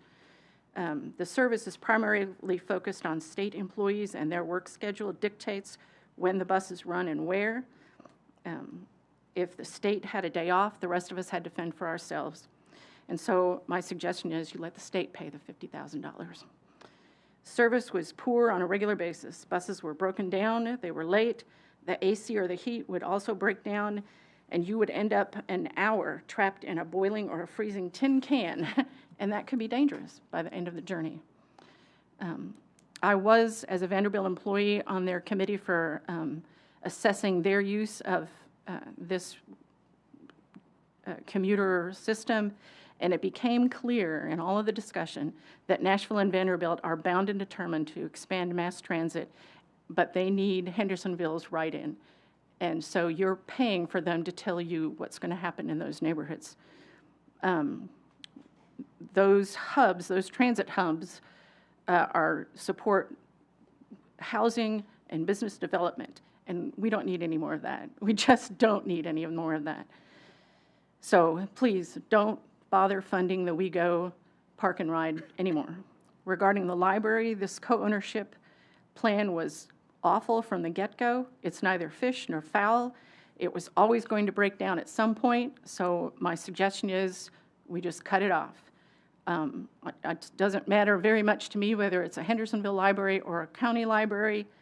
I might lean slightly towards it being a Hendersonville library, but we need to pick one or the other and then move on. Regarding STARS, and more specifically the city funding any nonprofits, I'm against it. Has nothing to do with the quality of the effort and everything to do with confiscating taxpayer income for anything that is not an essential government service. If these nonprofits want money, they need to go into the community and fundraise themselves. They don't need to take money out of my very finite and now exceptionally tight budget to pay for those things. Let them make the case themselves. Thank you all very much. Okay, thank you.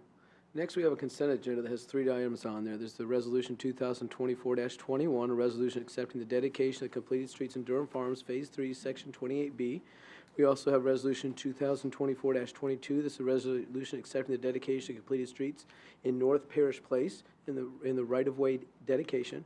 We also have Resolution 2024-23. This is a resolution authorizing the city's Department of Parks and Recreation to apply for a Blue Cross Blue Shield Healthy Place grant. First thing I need to do is ask if anybody would like to have one of those removed so we don't vote on them together. Next thing, I'm going to ask for a motion that we approve all three of them at the same time. We have a motion from Alderman Robertson and a second from Alderman Waters. Any discussion on these items? All those in favor of approving the items on the consent agenda, please say aye. Those opposed, please say no. Those three passed unanimously. I appreciate that. Now we're on to item number 5. We moved up the item number 5 in front of number 4 when we set the agenda. This is second and final reading ordinance 2024-10, an ordinance authorizing the transfer of the city's 1/2 ownership interest in the library of Sumner County. I so move. Okay, a second from Alderman Collins. Thank you. So, some of y'all weren't here when I made this announcement to the folks in the audience, what my intention was. I sent an email out earlier with some information. I would like to have some discussion to sort of catch everybody up with what the county's done and my feelings on where we are. But I don't want to vote on this tonight. And so at some point in the conversation, we feel like we've done enough with the discussion. I'm going to withdraw this and we'll revisit another time. I sent this to you by email. There's 2 sheets here that I'm going to ask you to look at. I also set it on your desk. The first one, the resolution that has come up a couple times, and you see that I've circled the 4th paragraph there. And this was a resolution passed by, and by the way, we have some copies over on the table if anybody else wants to grab some. This is the resolution that was passed by the county commissioners in 2015. And the 4th paragraph is really the most important one for our situation here, because this is the one that really the city has followed now for 9 years and really had followed prior to that. It says, the city will continue to provide routine maintenance, landscaping, and other support services to the library, and will continue to partially fund the library with an annual appropriation of funds as it has done for the past several years. That's the way we were operating for time before this was passed and since then until late 2023. In 2023, there were a couple repairs that came up in the library. You notice paragraph number 4 doesn't say anything about the city being responsible for repairs. You see some language further up there that talks about what the county's responsibilities are. But in paragraph number 4 that expresses what the city is responsible for, it does not mention repairs. So we had some problems with the HVAC unit, and we had some problems with an elevator in late 2023 that dragged in a little bit into 2024. I do think there is a little bit of problem in the understanding of some of the turnover of who is responsible for some of these items. But what it came down to was an email that the county sent about the responsibilities of these. And you've seen that starts, the paragraph starts with mayor, comma, in reference. So I've circled what to me is probably the 2 most important parts of this email. Repairs should be split 50-50 with the city per the 2019 deed conveying 1/2 interest to the county. That was news to us. It was news to us that the county believed that we had 50% responsibility for repairs. You see the last part that I circled. Upon completion of the work, bill the city for 50% of the cost. We never agreed, this board nor any previous board in the city of Hendersonville ever agreed to cover 50% of the repairs. Yet we were being sent a bill for 50% of the repairs of the elevators. It wasn't due to lack of maintenance. It wasn't due to negligence when the building was built. It was a repair. And you see, as I provided to you, the resolution that the county themselves passed. At no point does that resolution say the city of Hendersonville is responsible for any amount in repairs. So this was troubling to us when we received this. And again, this is the county's position as it stands today. So having received this email, I wrote back to the county and asked them a couple questions.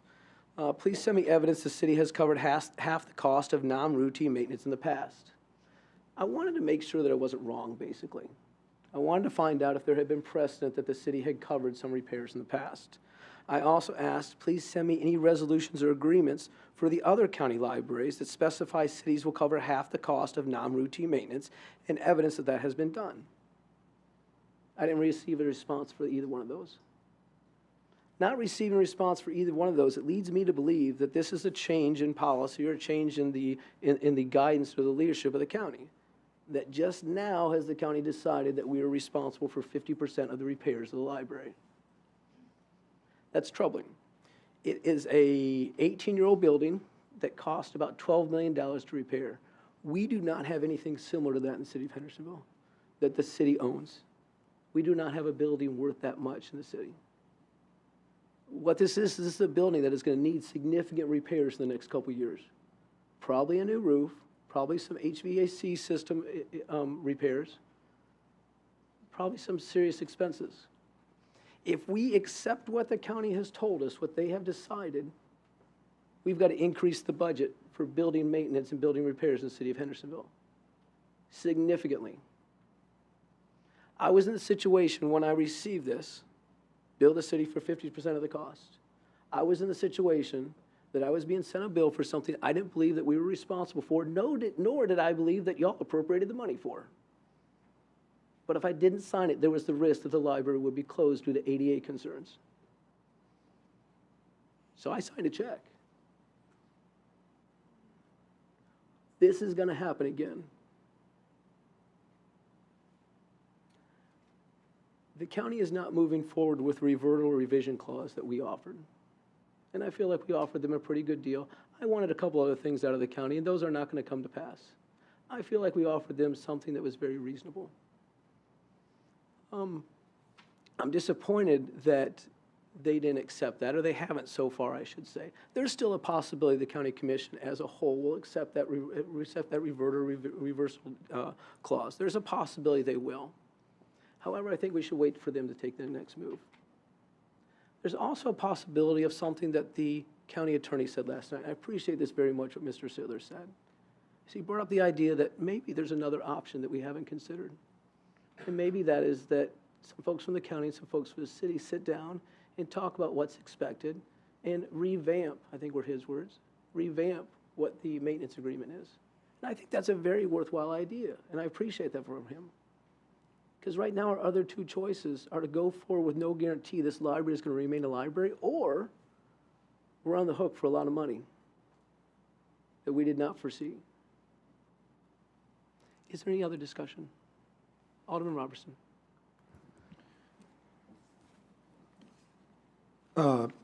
Lance, I've got a question for you, legal counsel. When there is a dispute such as this, is there an opportunity for the parties or one party to ask for a declaratory ruling from the Chancery Court to resolve the dispute? Yes, definitely. Mayor, have you thought about asking for a declaratory ruling from the Chancery Court to resolve this issue? I have. I'd like y'all's thoughts on that. Pardon me? I have, but I'd like y'all's thoughts on that. It's very rare in the city's history that we have been a plaintiff. Yeah. And maybe, since this is a lawsuit, maybe we need to have that discussion in private. Since it's a lawsuit. I think that is a worthy thing for us to consider. Since it would be a lawsuit, there is no lawsuit right now. Well, no, but it's a, well, would the discussion of a declaratory ruling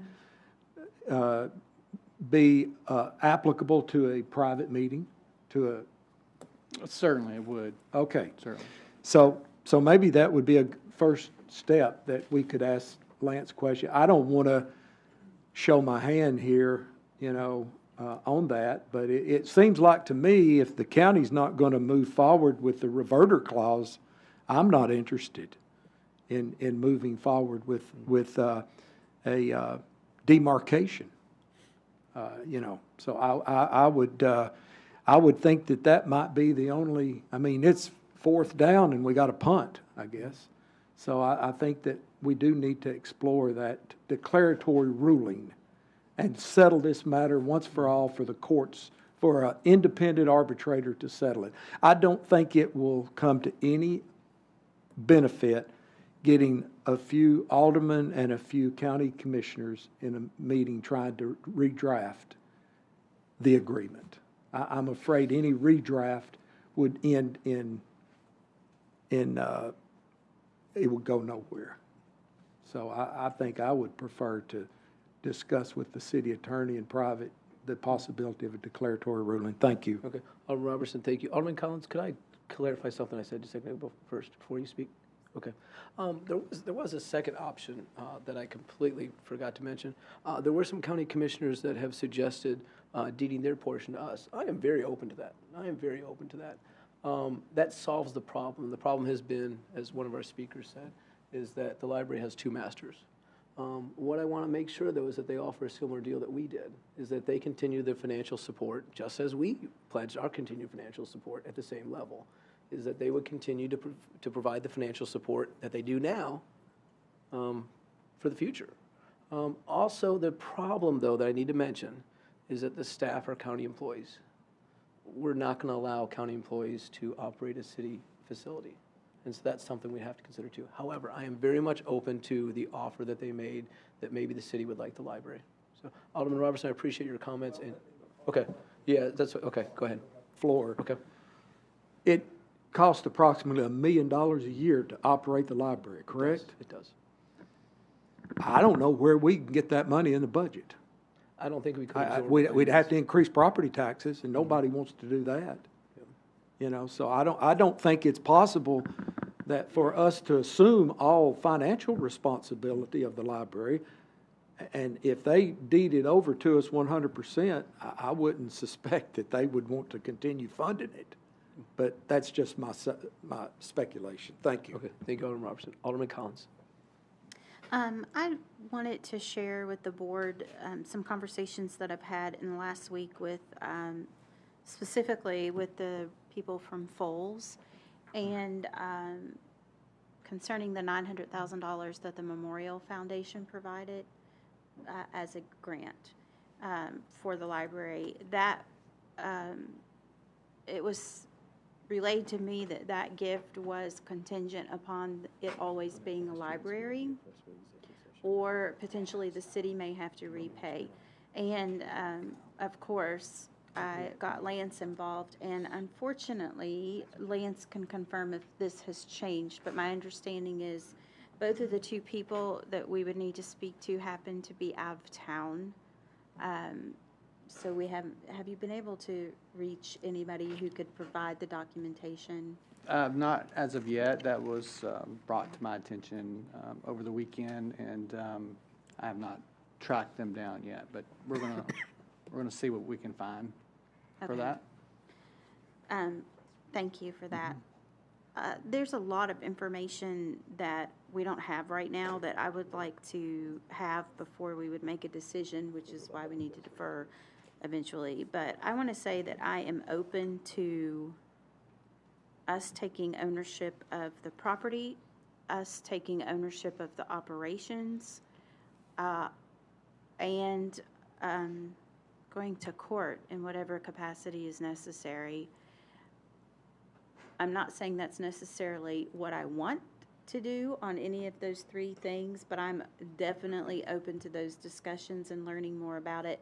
I'd like to see their budget for the library. I'd like to see how much money in the past few years has been spent on maintenance and repairs. What are we talking about as a financial commitment? I just want to learn a lot more about it before forming any decisions, but I think that the county commission last night opened up a much larger discussion for us to have, and I'm excited to dig in.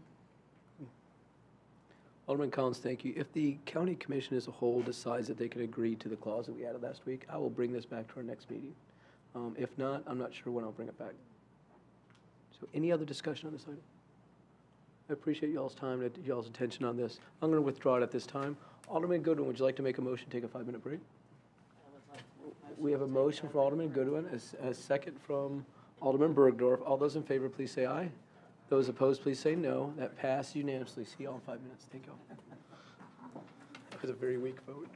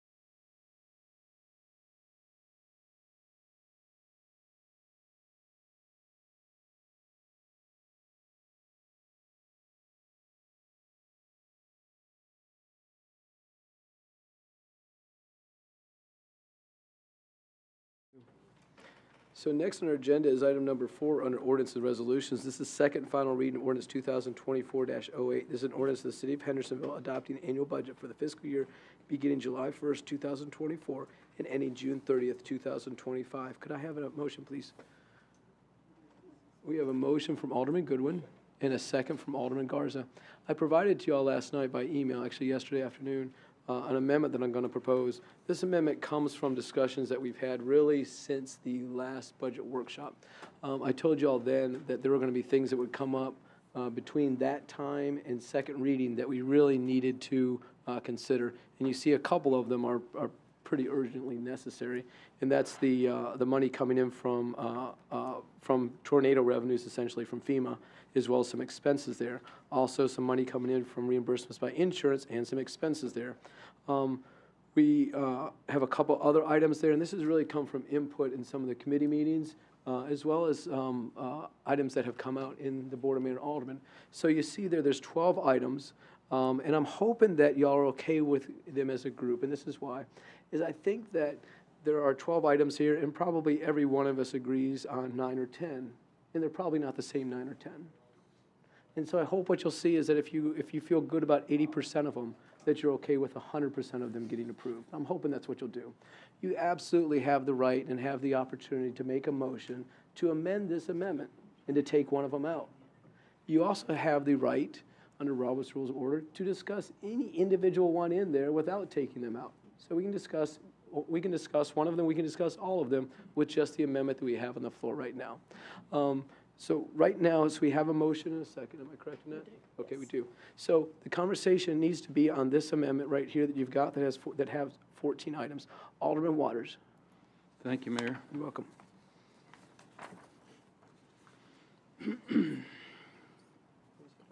I got a. Oh, I'm sorry, Alderman Waters. I got it. I need a motion on my amendment, and so I'll make the motion. Do I have a second?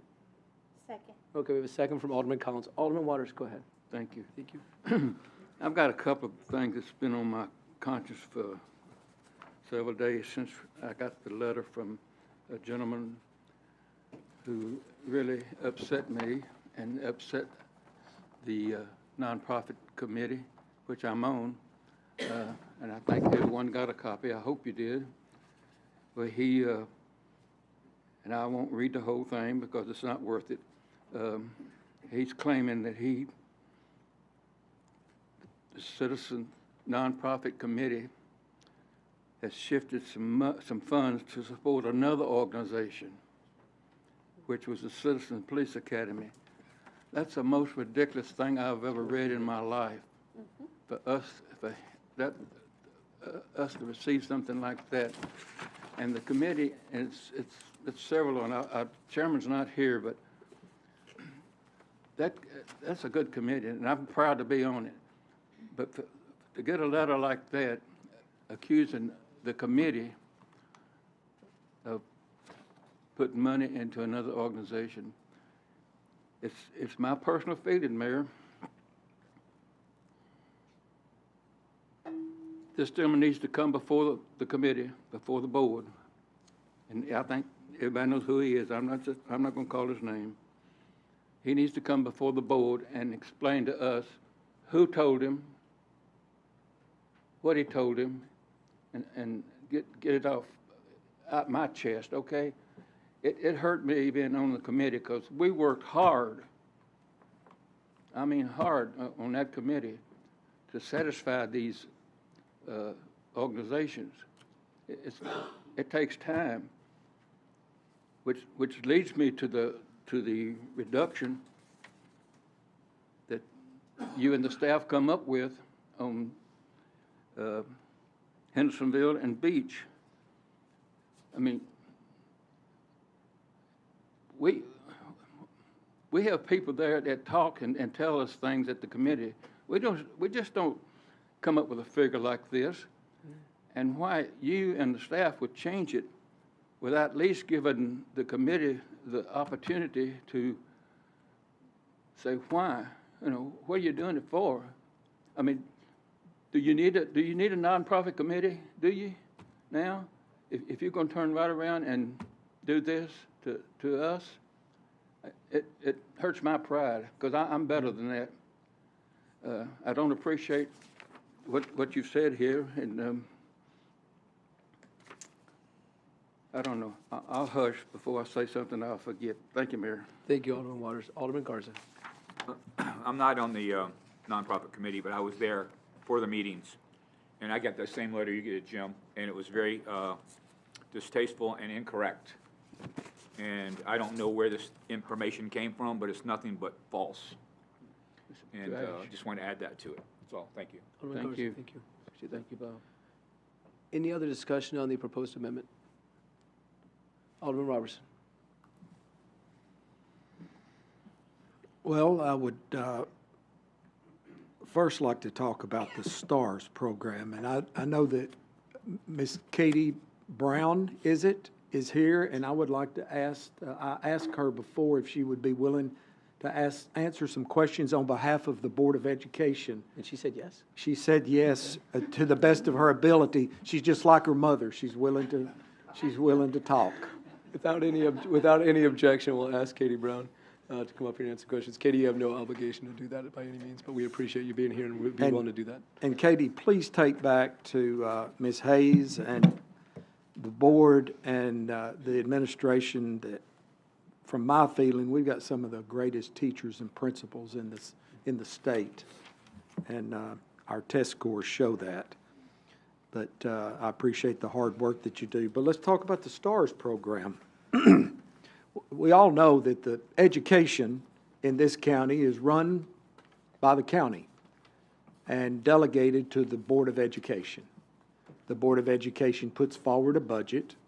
They submit that budget to the county commission, and the county commission acts as the final say, I guess, on what the budget is for the school. So for this current year, this current budget, do you know if the county Board of Education increased or decreased or maintained the budget for the STARS program in these three schools that we're discussing tonight? I will speak off the top of my, I was not prepared to speak tonight. I did and not sign up to speak, so just, Yeah. now, I will say that I do oversee the funding for the STARS program. I am a longtime advocate, a former STARS counselor myself. It was under a different brand at the time, but I started my career at Gallatin High School as a STARS counselor, so I want to put that out there. It is a major portion of the Safe Schools, Healthy Students programming. We have recently expanded the programming. That is not all local funds. The school district has maintained the amount of funding for local that they provide locally. I have also written extensive grants to expand the funding and expand the program. So we continue to seek additional funds to be able to maintain and expand this valuable program.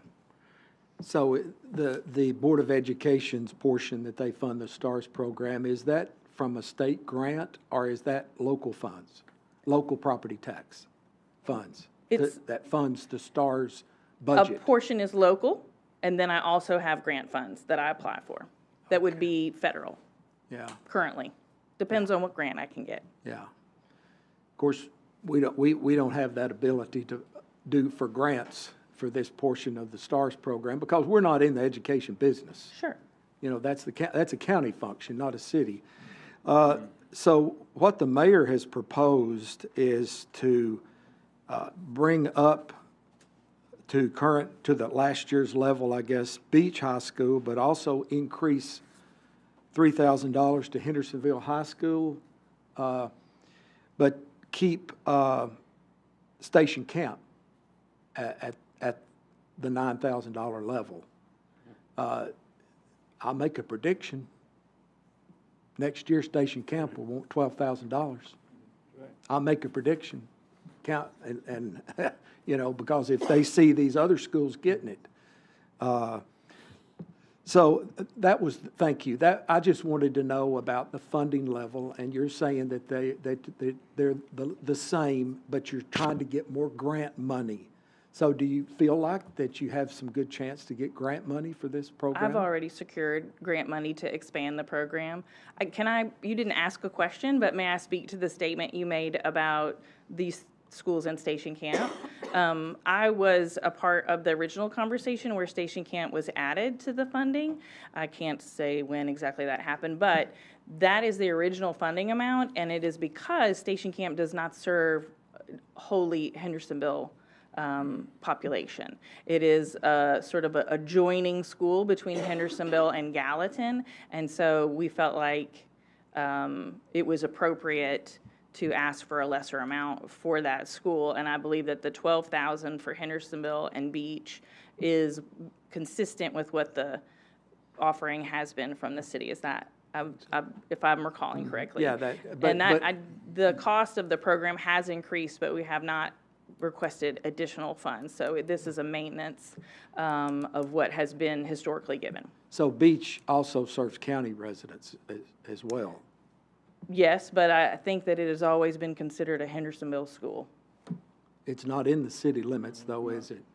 That was a consensus of the people making Yeah. the decisions at the time. So Station Camp, you said is in half Gallatin, half Hendersonville, the students. Does the city of Roughly. Gallatin contribute? I don't Anything to know the- that off the top of my head. Because these this- contributions don't come directly to the school board. They go to the organization themselves, and Okay. our funds also go to the organization themselves, Okay. so I can't speak to that. So I think it was told, that's all I have. Thank you, Katie. Katie, thank you. And I hope I wasn't too tough on you. No, thank you. All right. And Don't tell your mother about it. Oh, no, she will take the compliment that I know. I'm just like her. Thank you. All right. I think, Mayor, I remember last time that the city of Gallatin, that actually in Sumner County, Hendersonville is the only one that contributes to the STARS program. Is that what? Yeah, he said that's true. So, you know, we have been subject to a lot of lobbying the last week or so. And, you know, there's a point, I'm talking to myself, there's a point where you listen to the public, but you do what you think is best. This program is a great program. We're not eliminating this program from our budget.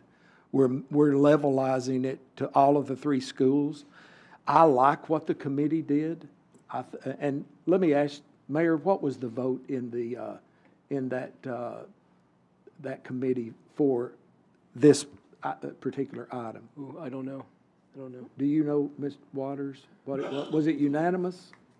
Are you talking about our committee or his committee? No, for the The nonprofit? Nonprofit. Yeah, it was 100%. I think Unanimous? Alderman Bob would concur with that, and maybe Alderman one. Roberts, could I mention one other thing? Yeah.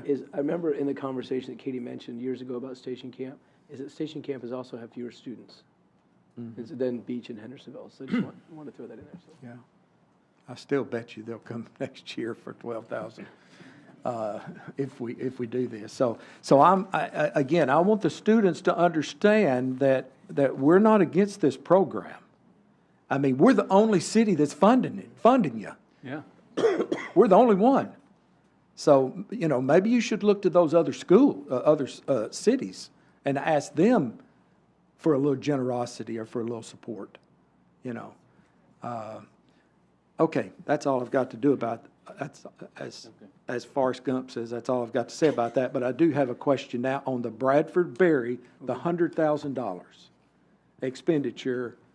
And Jesse, I guess, I've already talked to him, so I've rehearsed with him the questions I'm going to ask him. So I would just like, because this is the first time I've seen it, I would like for a little more depth discussion, because $100,000 is a lot of money. So I'd like to, if that's okay, Mayor. Absolutely. Great, All right. thank you.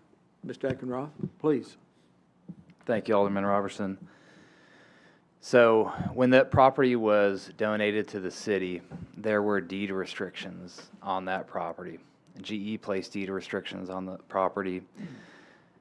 So we have gotten a quote from a consultant.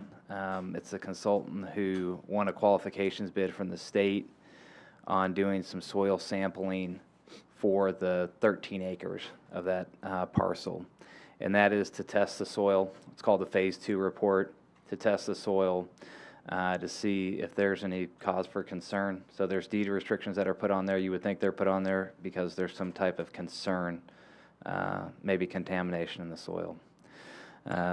So our kind of thought process is to put a scope of work together, to share that scope of work with GE, to see if they'd be amenable if we follow that scope of work and we get a clean bill of health on the soil condition, to then remove those deed restrictions.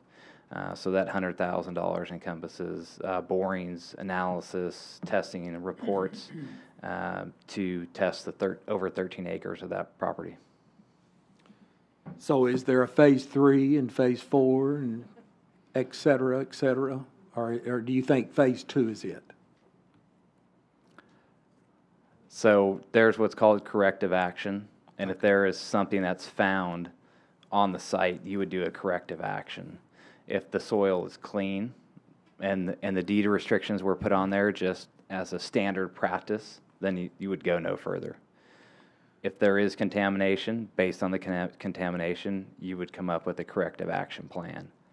You could perform the corrective action plan, and then you'd be finished.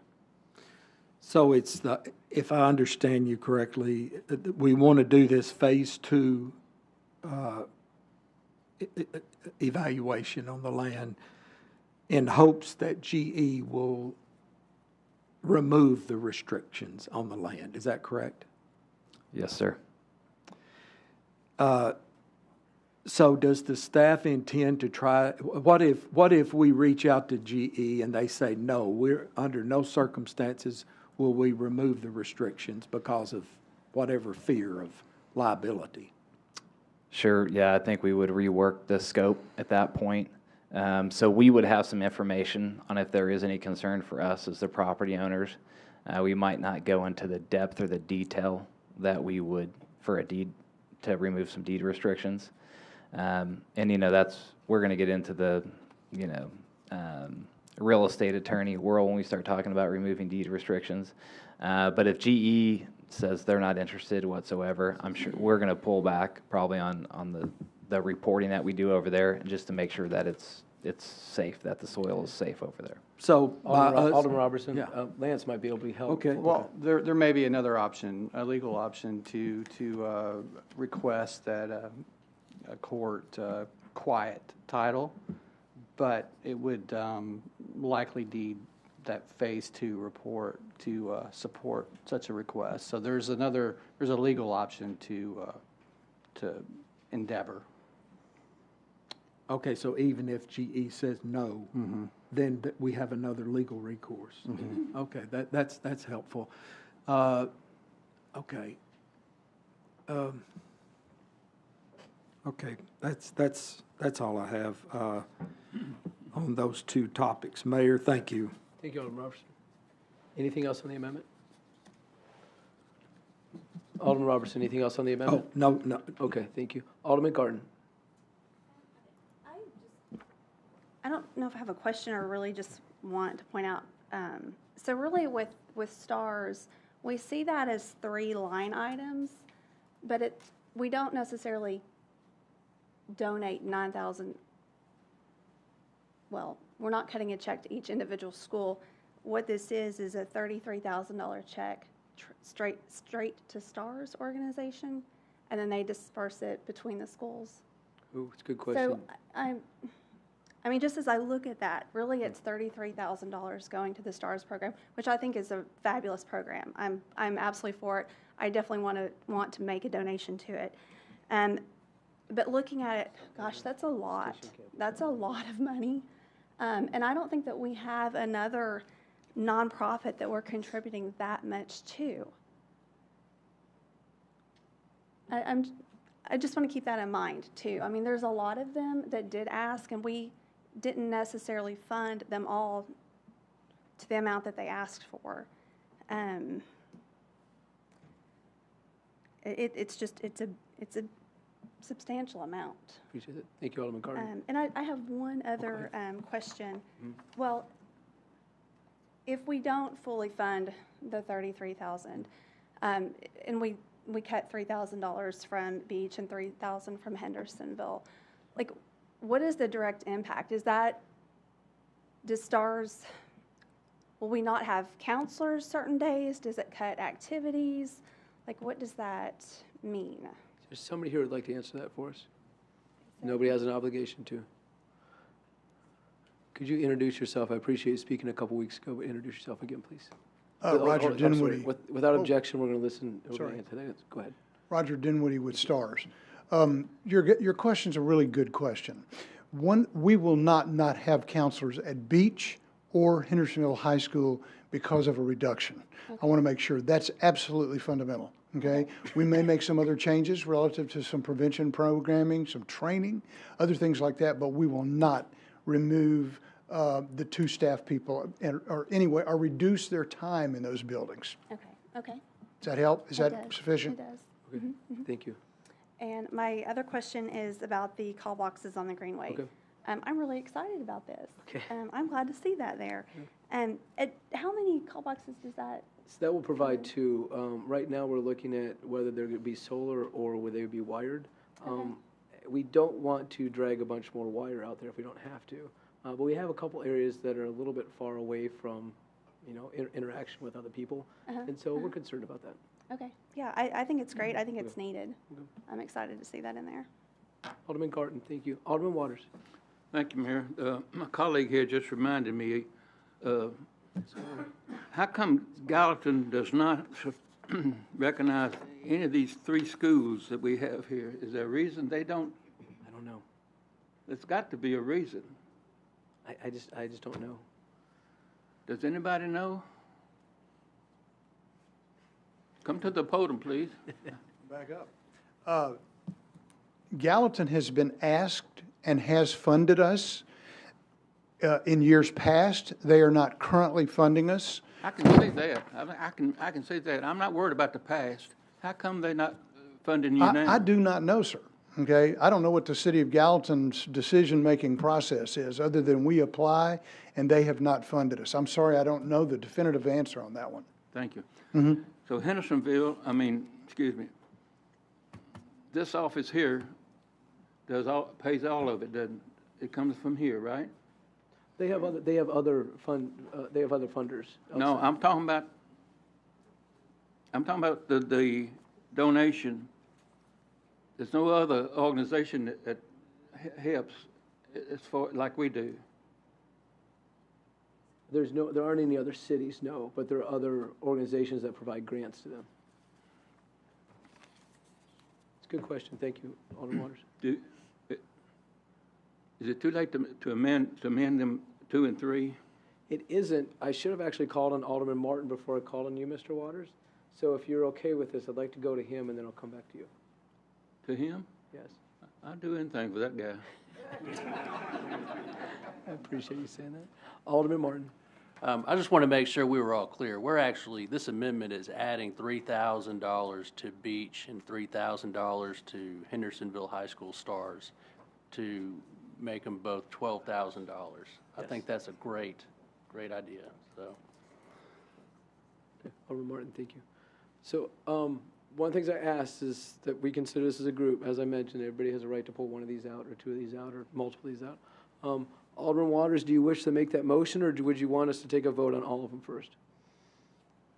Make that motion. Okay, so we have a motion to pull out items, I think you said item 2 and 3? 2 and 3 to Okay, put it back like it was. okay. Just for items 2 and 3? Yeah. Okay, do we have a second? We have a second from Alderman Bergdorf. Okay. So now the discussion is just on pulling those 2 items out, which really it's still on this amendment as a whole. Does anybody wish to discuss amending the amendment, which would be decreasing the 12 items by removing items 2 and 3? Does anybody wish to discuss that? Alderman Collins. I just want to say that we do not, historically, we have not increased contributions for a while. Maybe not. The only exception I can think is Rock Castle, and I'm not even sure that we actually increased theirs so much as we've moved it from hotel tax to back and forth and everything.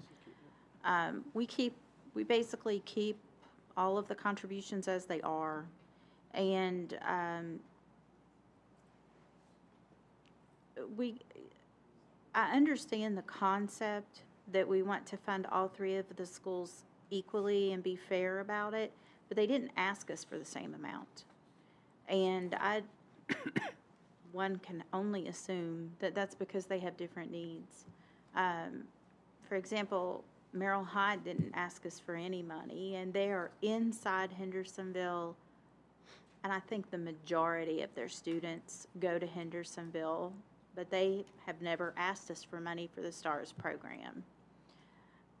I see the need for this program in our current, substance abuse is not on the decline. School violence is not on the decline. Mental health issues with kids, teen suicide, none of these things are declining. I understand also the argument that the school system should be fully funding the program, the other cities should be contributing, and so on and so forth, but we don't have any control over what anybody else does. We only have control over what we do. And just because somebody else isn't doing the best thing for the kids in their community does not mean that we should not do better than they are.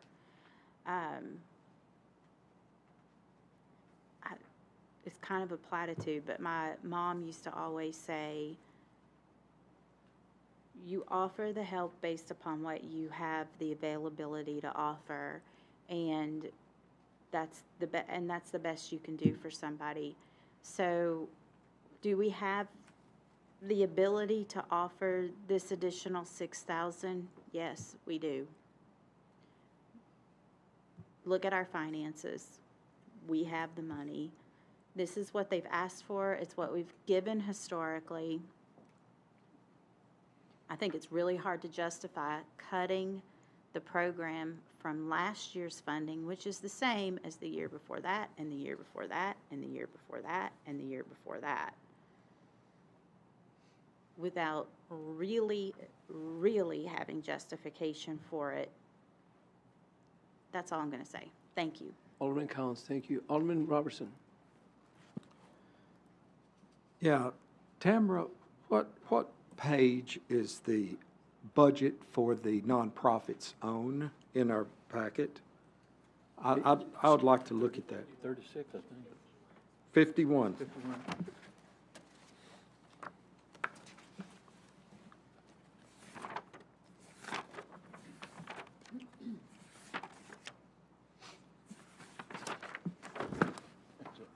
Okay.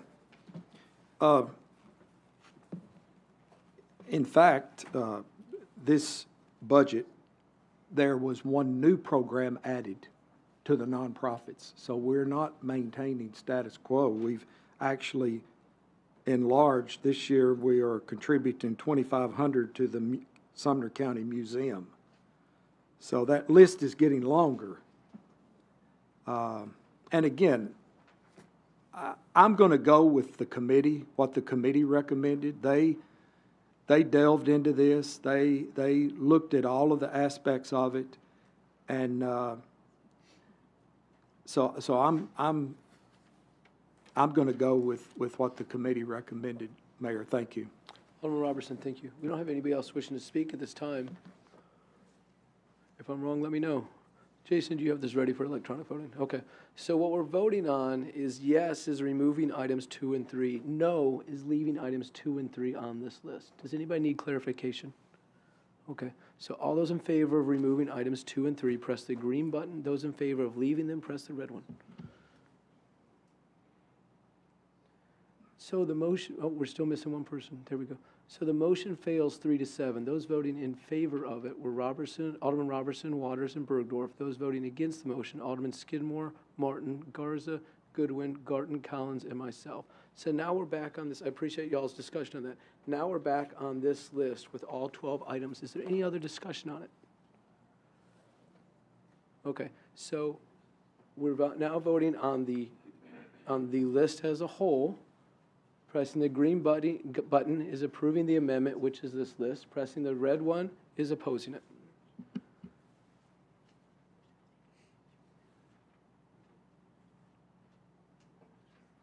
It's an Alderman Garten, I believe. So that passes unanimously 10-0. What was that? Yes. I'll just keep, Jason, keep everything where you are. Okay. So it's 10-0. Okay. Okay, we're good, Jason. Thank you. Okay. So that amendment has been approved. Now we're back on the main motion, which is second reading of the budget. Any other discussion? I think this is the fastest and probably, I shouldn't say this is going to screw it up. And I think probably the most cohesive that we worked as a group to pass the budget. And I appreciate all y'all's time and our departments and our staff and our directors and Jesse and Lance as well. Any other discussion? All those of, I'm sorry, Alderman Robertson, I knew I screwed it up. Go ahead. You know, I feel it my responsibility when I look at each year's budget to try to look at ways that would improve the efficiency of the budget. And I know that we've opened Fire Station 7. And I would like some assurance from the staff and you, Mayor, that because of opening Fire Station 7, I know that our fire department is stretched from time to time. And I want to make sure in the use of overtime budget that we don't use overtime budget in the fire department to fund an EMT in the park. Is that the UT? The UTV. UTV. Now, I have no objection of using the UTV there when we have staff available, but I don't know if I need to make a motion or if just me raising that concern is sufficient to point out that I don't want to use overtime to have someone there for the ball games, you know, for at Drake's Creek Park. I think that's a reasonable request and something I'll get with Jesse. And Okay. push on. I appreciate that. That's all. Thank you. Alderman Collins. I now have two questions. One is that we just heard from our Deer Herd Committee, Bravo, and they have suggested that we do 2 surveys a year, one, and then see how the hunting efforts have impacted it and do an additional one. I think, if I understood the way they were suggesting for the timing on that, one of those would be in this fiscal budget and one would be in the next. Is that right? Probably, because they said 2 per year. So, is there money in here for that? Or, I don't want to be delayed and make the timing be wrong, because he said end of the year. And last year, we did our mid-year budget adjustment not at mid-year. So, We don't have a line item for deer survey. do you have like We have some professional services. We do have that. adequately? However, that professional services budget is made up of specific projects and specific services we need. I'm going to turn to Jesse now because I really should be quit talking because at this point I'm Thank not real you. sure of the answers. I'm sorry about your. If there's 2 a year that we're gonna do, I think we have the availability to do one before mid-year. We have the funds. I think we in the would be budget able to make that happen. Okay. And then at mid-year, we'd reimburse that line. Is that? Right, and then add for the second as well, Okay, thank you for that. if we feel that we need to do 2 in 1 year. And my second question does not have to be answered tonight. But I have a recollection that somebody provided to me a copy of an ordinance saying that we have to have the UTV in the park, or somehow providing for circumstances with the UTV in the park. Does anybody know about that? That an ordinance regulating the use of the UTV in the parks? So when Alderman Robertson mentioned that a few minutes ago, I thought about that ordinance, and I think you sent me. What is it? So I'm not real sure. I need to look back on that myself. Okay. But of course, every decision that the city makes that involves funding is really at the will of each year's budget. So, but I will look and get you an answer. If we have a standard that's been established, then we would probably need to amend that ordinance, I would think, in order to be transparent with the community. Yeah. I think you're right. I'll do my best to find that and to find out the discussion that went on in committees. Thank you, appreciate that. Okay, appreciate it, Alderman Collins. Any other discussion? Jason, you ready for us? All those in favor of second and final reading of ordinance 2024-08, this is an ordinance of the City of Hendersonville adopting an annual budget for the fiscal year beginning July 1st, 2024, and ending July 30th, 2025. Please signify aye by pressing the green button. Y'all are way ahead of me. That passes unanimously. Thank you all. Now we're on to item number 6. This is first reading of ordinance 2020. Thank you, Jason. Thank you, Nat. Ordinance 2024-11. This is an ordinance to decrease the local option sales tax rate on the purchase of groceries from 2.75% to 2.25% within the city limits of Hendersonville. Alderman Robertson. We have a motion from Alderman Robertson and a second from Alderman Garza. Alderman Robertson, you're a co-sponsor. Go ahead. Yes, I have an amendment. So if you'll turn to, I think that's in tab 6, isn't it? Yes, tab 6. On page 142, I have an amendment. Section 4 reads, this ordinance shall take effect upon becoming law at both the state level and the local level.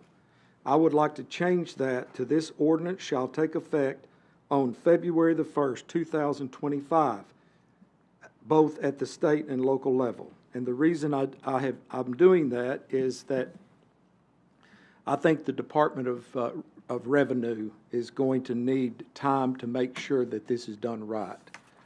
This has never been done in the history of the state. And so I want to give the State Department of Revenue plenty of time to implement this. So I think February the 1st, 2025 is enough time. And Mr. Ray, would you like to say anything? Do you think that's enough time for the Department of Revenue to institute this reduction? I think it's appropriate by law. It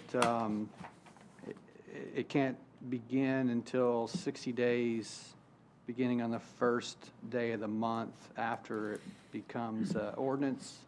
But the Department of Revenue for sales tax, it's usually requires at least 90 days. This is new, like you said, so they may require more than that. This is first reading. Also, we don't have a BOMA meeting in 2 weeks, so we're probably pushing up against February anyway, yeah. So I think it's very appropriate. Thank you. Alderman Robertson, I'll second that. Thank you. Okay. Alderman Robertson, anything else on this? Not on the amendment. Okay. Any other discussion? Any discussion on the amendment? All those in favor of the amendment, please say aye. Aye. Those opposed, please say no. It passes unanimously. Alderman Robertson. Yes, thank you, Mayor. Board, when we unanimously approved the ordinance to place on referendum to increase the sales tax almost a year ago, we included a clause to petition our state leaders for permission to exclude the half-a-penny increase on groceries. I know several board members mentioned that was a concern for the referendum, and I also heard that from several citizens. So I'm glad that we did that. My thinking for this clause, additional clause, was to not add to the cost of groceries even a half a penny in this time of high inflation. Well, perhaps to everyone's amazement, the legislation we requested was passed unanimously by both the House and the Senate.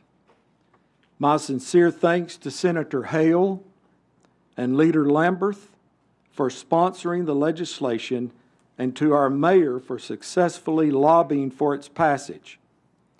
This landmark legislation gives us the ability to make good on our promise to exclude the increase in sales tax approved by our citizens from groceries. Promise made, promise kept.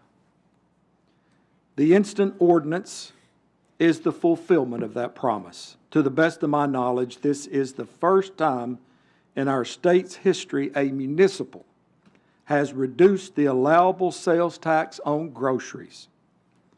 And while this ordinance will reduce our city coffers about $800,000 a year, I hope you agree with me that that money is better used to keep the tax on our groceries as it was before the referendum. This is indeed a most momentous day, and I hope that you will vote to approve. Thank you, Mayor, and I yield back. Alderman Robertson, thank you. I think one of the things you forgot to mention is I believe this was your idea when we originally talked about the referendum and to mitigate the negative impact. I appreciate that very much. I have been forced to take credit as the mayor, but several times I've let people know that you, our state legislators, had much more to do with it. Also, James Dunn, our consultant that we hired. Yes. Absolutely. Yes. Absolutely. Alderman Martin, I turned off your light a second ago. Did you want to speak on this? No. Okay. Alderman Skidmore. Yes, thank you very much. And if you could add me as a co-sponsor on this ordinance, I sure would appreciate it. Without any objection, we will do that. Thank you very much. I do want to say one thing that I'm appreciative of. I usually don't get up here and advocate and try to pat myself on the back of issues that are very, very important, that says, hey, look at me, look what I did for you. I've never done that, and I'm not going to do it tonight. But I do want to say that I'm very proud that we are the first, and hopefully in the futures of small local municipalities that will reduce taxes as such as this, because although our inflation is at an all-time high in the whole United States, but more importantly, in our back pockets is what we live by. And I do the same thing because this constituency that I represent, I want to feel like I'm just like that. I'm like them. I live by that very same thing, that I live by what's in my back pocket. That's the way that I was raised, and I'm very proud of that fact. But I know in my heart that in the future, that the prices are not going to go down that much for a long time, if they ever will. And so I'm proud of the fact that we are lowering this to, and it may not seem that it's a lot percentage-wise, but you look at that grocery bill and you see you're paying almost $5 for it. In some instances, you can pay $5 a gallon for a gallon of milk, and in some stores, it's for a half gallon of milk. And I know, because I know what the prices are on things in our families that live here in Hendersonville, because I do the grocery shopping for my 96-year-old mother and my sister every week. And so I know what the prices are. And it just keeps going higher and higher. And I really sympathize with my municipal, or my ward, as well as the rest of the city and the rest of our nation. I don't know how people are living sometimes. When I'm sitting there pushing my cart, and the cart is half full at the grocery stores, and it's like $120, and I see these people, and I'm going like, I mean, I know I worked real hard like we all do for our money, so I'm good with it. I mean, whatever Mama wants, Mama's going to get. And if I don't get it, she's going to let me know about it, trust me. So, but I make that in a kind of a funny way, but I worry about people because I don't know where in the world they're getting the money to live. When you go to Kroger's or Walmart or wherever you have to go to, wherever you go, Cash Saver, wherever you go to get your food or your groceries, I would hope that, again, that all, not only the local municipalities like we did would lower their prices or their taxes, but also our federal and state government. They need to lower the prices on prescription drugs. You know, and I know I'm getting way out there now, but I really think that, you know, we should use this as a platform to show that the government is working for the people that they represent, not having the people that we represent working for us, because it's not that way. We work for you, and don't ever forget that. I know some elected people in our community, I'm not saying anybody on this board, I will say I have a great relationship with everyone here, and they're not this way, what I'm saying. But I'm talking about our state and federal people. They tend to forget who they work for. Everybody on this board knows who they work for, and that's the people of Hendersonville. So I just want to say thank you, Mayor Clary and Board of Aldermen, for what you've done tonight on the budget and the future work that we have in store for us and for the city of Hendersonville, because we've got a lot of great things coming. We really do, and I'm proud to say that fact. And I thank you, Mayor. Thank you. Alderman Skidmore, thank you. Appreciate those comments. All those in favor of ordinance 2024 I'm sorry, we good? Okay. All those in favor of ordinance 2024-11, please signify by saying aye. Aye. Those opposed, please say no. That passes unanimously. Now we're on resolution 2024-24. This is a resolution to adopt operating policies by the city's Public Works Department for routine stormwater system maintenance. Alderman Skidmore, would you like to make a motion? Yes, I would. We have a motion from Alderman Skidmore and a second from Alderman Martin. Any discussion? All those in favor of resolution 2024-24, please say aye. Aye. Those opposed, please say no. That passes unanimously. Now we have resolution 2024-25. This is a resolution adopting a 457B Employees Deferred Compensation Plan and Trust Resolution and Participating Employer Agreement. Alderman Bergdorf, would you like to make that motion? We have a motion from Alderman Bergdorf, a second from Alderman Goodwin. Any discussion on this item? I do need to ask for an amendment. We need to move the effective date to January 1st, 2025, because the provider that we're working with works on a calendar year. We actually wouldn't be able to make the changes until then. If we have any questions about that, we do have Jason Gallo here, but I'm going to make that motion to amend. Do I have a second? We have a second from Alderman Goodwin. Any discussion on that motion? All those in favor of the amendment, please say aye. Those opposed, please say no. That passes unanimously. We're now on the main motion. That's resolution 2024-25 with the change in the effective date that we just made. Any discussion?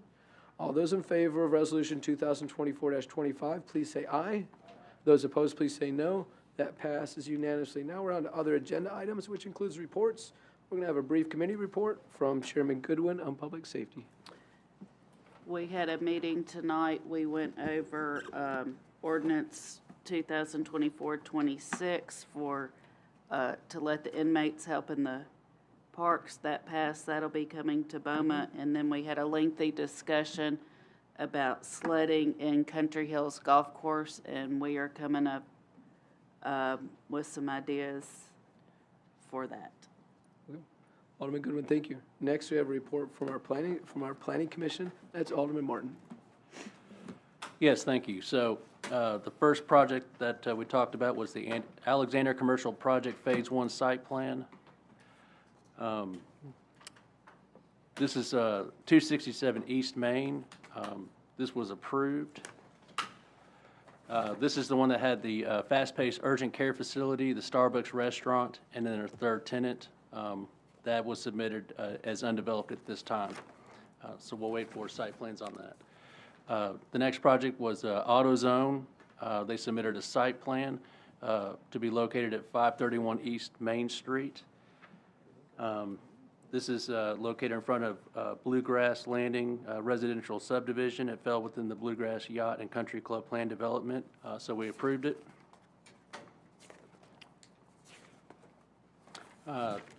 The next project we discussed was the Chick-fil-A. This is in the Mayfair development at 262 East Main Street.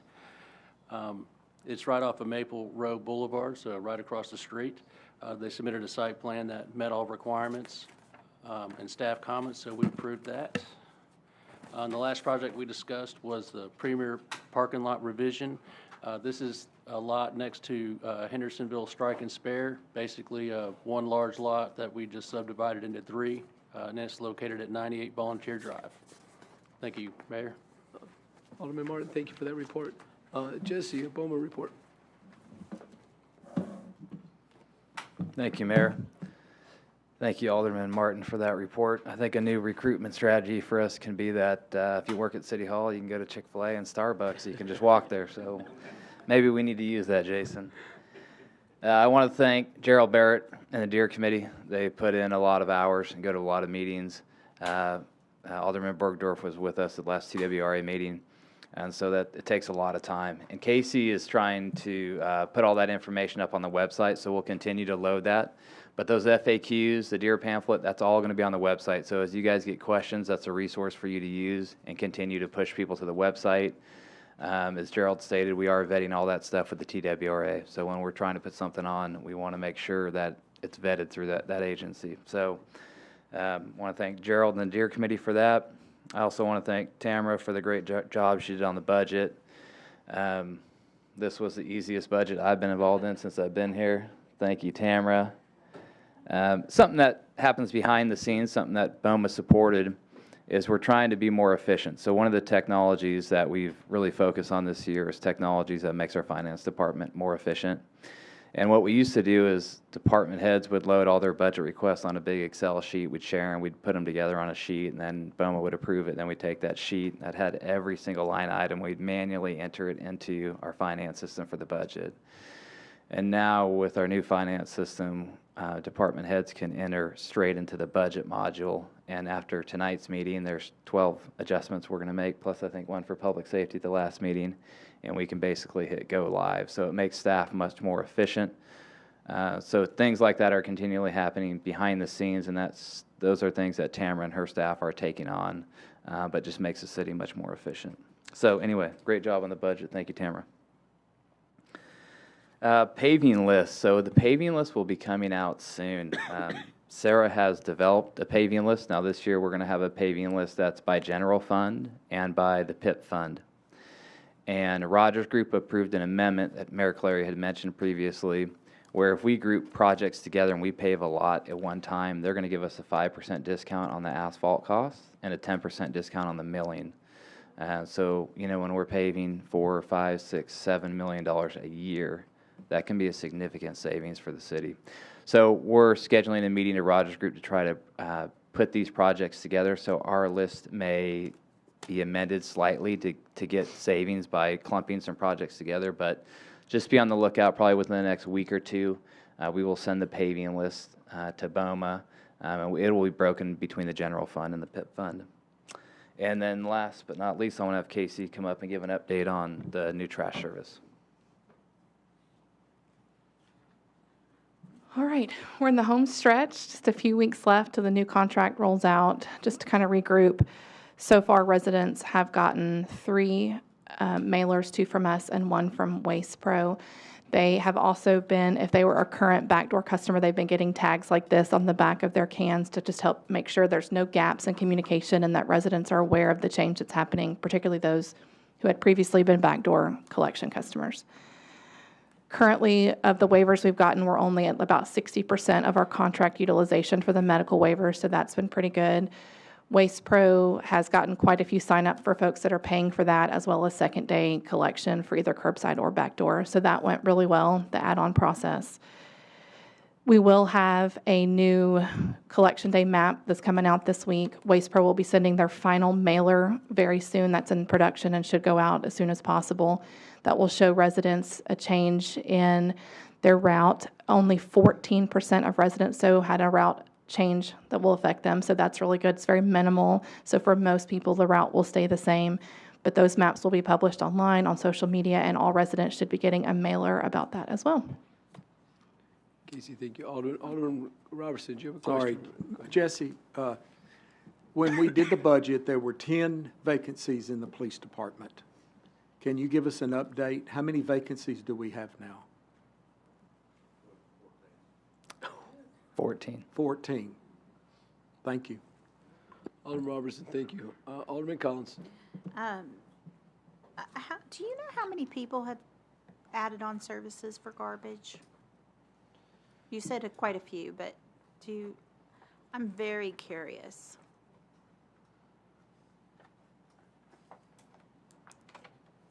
While Casey's gathering that information, looking at the reroutes, it's mostly, I think, the Durham Farms area where, as the houses got built, that was a Wednesday collection day. So that got to be a really heavy route day for them. So some of that area, I think, is what's readjusted. But most folks aren't going to see a change in route day. And we will post that on our website as soon as we get it. So you will have a link to share to folks. They might get it on our website before it goes out in the mail. Casey, if we need to send it out later, we can. You can send it later. Yeah, I don't know that we had the most current numbers. The last numbers I got from Waste Pro were on May 29th, and there were a couple hundred residents who had signed up for either backdoor or a second-day collection. It was kind of where we were at. There were a lot of customers that had signed up to purchase a can through that program, as well as their cart maintenance program where they can rent the can. But as of the 29th, which the deadline to ensure that everything went smooth with transition for July 1 was the 31st. So I will get an updated count from Wasteboro. We haven't gotten one since then, and let you guys know where we're at and send that out through email. That's really reassuring to me that we probably made the right decision if they don't value it enough to pay for it out of pocket at that level. Yeah. The numbers were not really high. I mean, definitely not in the thousands. We're talking a few hundred. Thank you so much. You're welcome. Alderman Collins, thank you. Alderman Skidmore. Yes, thank you. This is to Jesse about Public Works. Instead of just calling Sarah about it, I'll just go ahead and, since we're here tonight and it's almost 10 o'clock, so might as well, a couple more minutes is whatever, 2 minutes. All right, I got 2 minutes. When you all do the street finalization on the map of the streets, if you don't, I would like you to forward that list to Sarah, and then have Sarah or yourself forward that to the Public Works Committee for us to look at. It's important not because it's always been done that way, but it kind of is, because that way, we've got input in that, the committee does. Sure, it should be ready by the next Public Works Well, Committee. okay, if it is, then, if you would we'll have it there on the agenda, because we're going to talk about the golf course issue at our next Public Works Committee meeting as well. And now and then my final thing is this. This is with regards to garbage. Alderman Bergdorf and myself has an issue with a residence. I'm not going to give their box number out, but they have a swimming pool. Well, apparently they had an outdoor swimming pool and had the plastic and all that, and it's been out there for quite some time. The garbage people say, no, it's not their responsibility, and I don't think it's the responsibility of the city to go and pick that thing up. And it is a nuisance within where people live in our community. I mean, you just don't leave it out there, but it has been out there. So what do we do with something like that? Because I've never had that in all the years. And it is a nuisance. Wouldn't you say that it is? Absolutely. It's just and it's it's just a swimming pool. Like a pool liner. Pool liner is what it is. So, and I understand why the garbage men or the waste, whatever the proper terminology of that is, but why they don't pick it up. Because number one, they can't. It's too heavy. And whose responsibility is that? Sure, I think maybe we could have our codes officer go out and take a look at it. Well, I was thinking of that, and I hope that it doesn't get to that, but I think that it is, and we'll just have to, I mean, I wanted somebody else besides me going in there and saying stuff like that, but I'm gonna call codes enforcer, John Henry tomorrow to go out there and talk to the neighbor or to the homeowner, because it is a problem, and, we've had problems like this before, with homes, and I know how to handle those kind of things. But this one was kind of obscure, and I thank you for giving me somewhere to go to it. And we'll take a look at it. But thank you, and thank you, Mayor. Well, Alderman Skidmore, thank you. Alderman Garza. Yeah, motion to adjourn. We have a motion to adjourn, a second from Alderman Martin. All those in favor, please say aye. Those opposed, please say no. That passes unanimously. Thank you all. Y'all have a good night.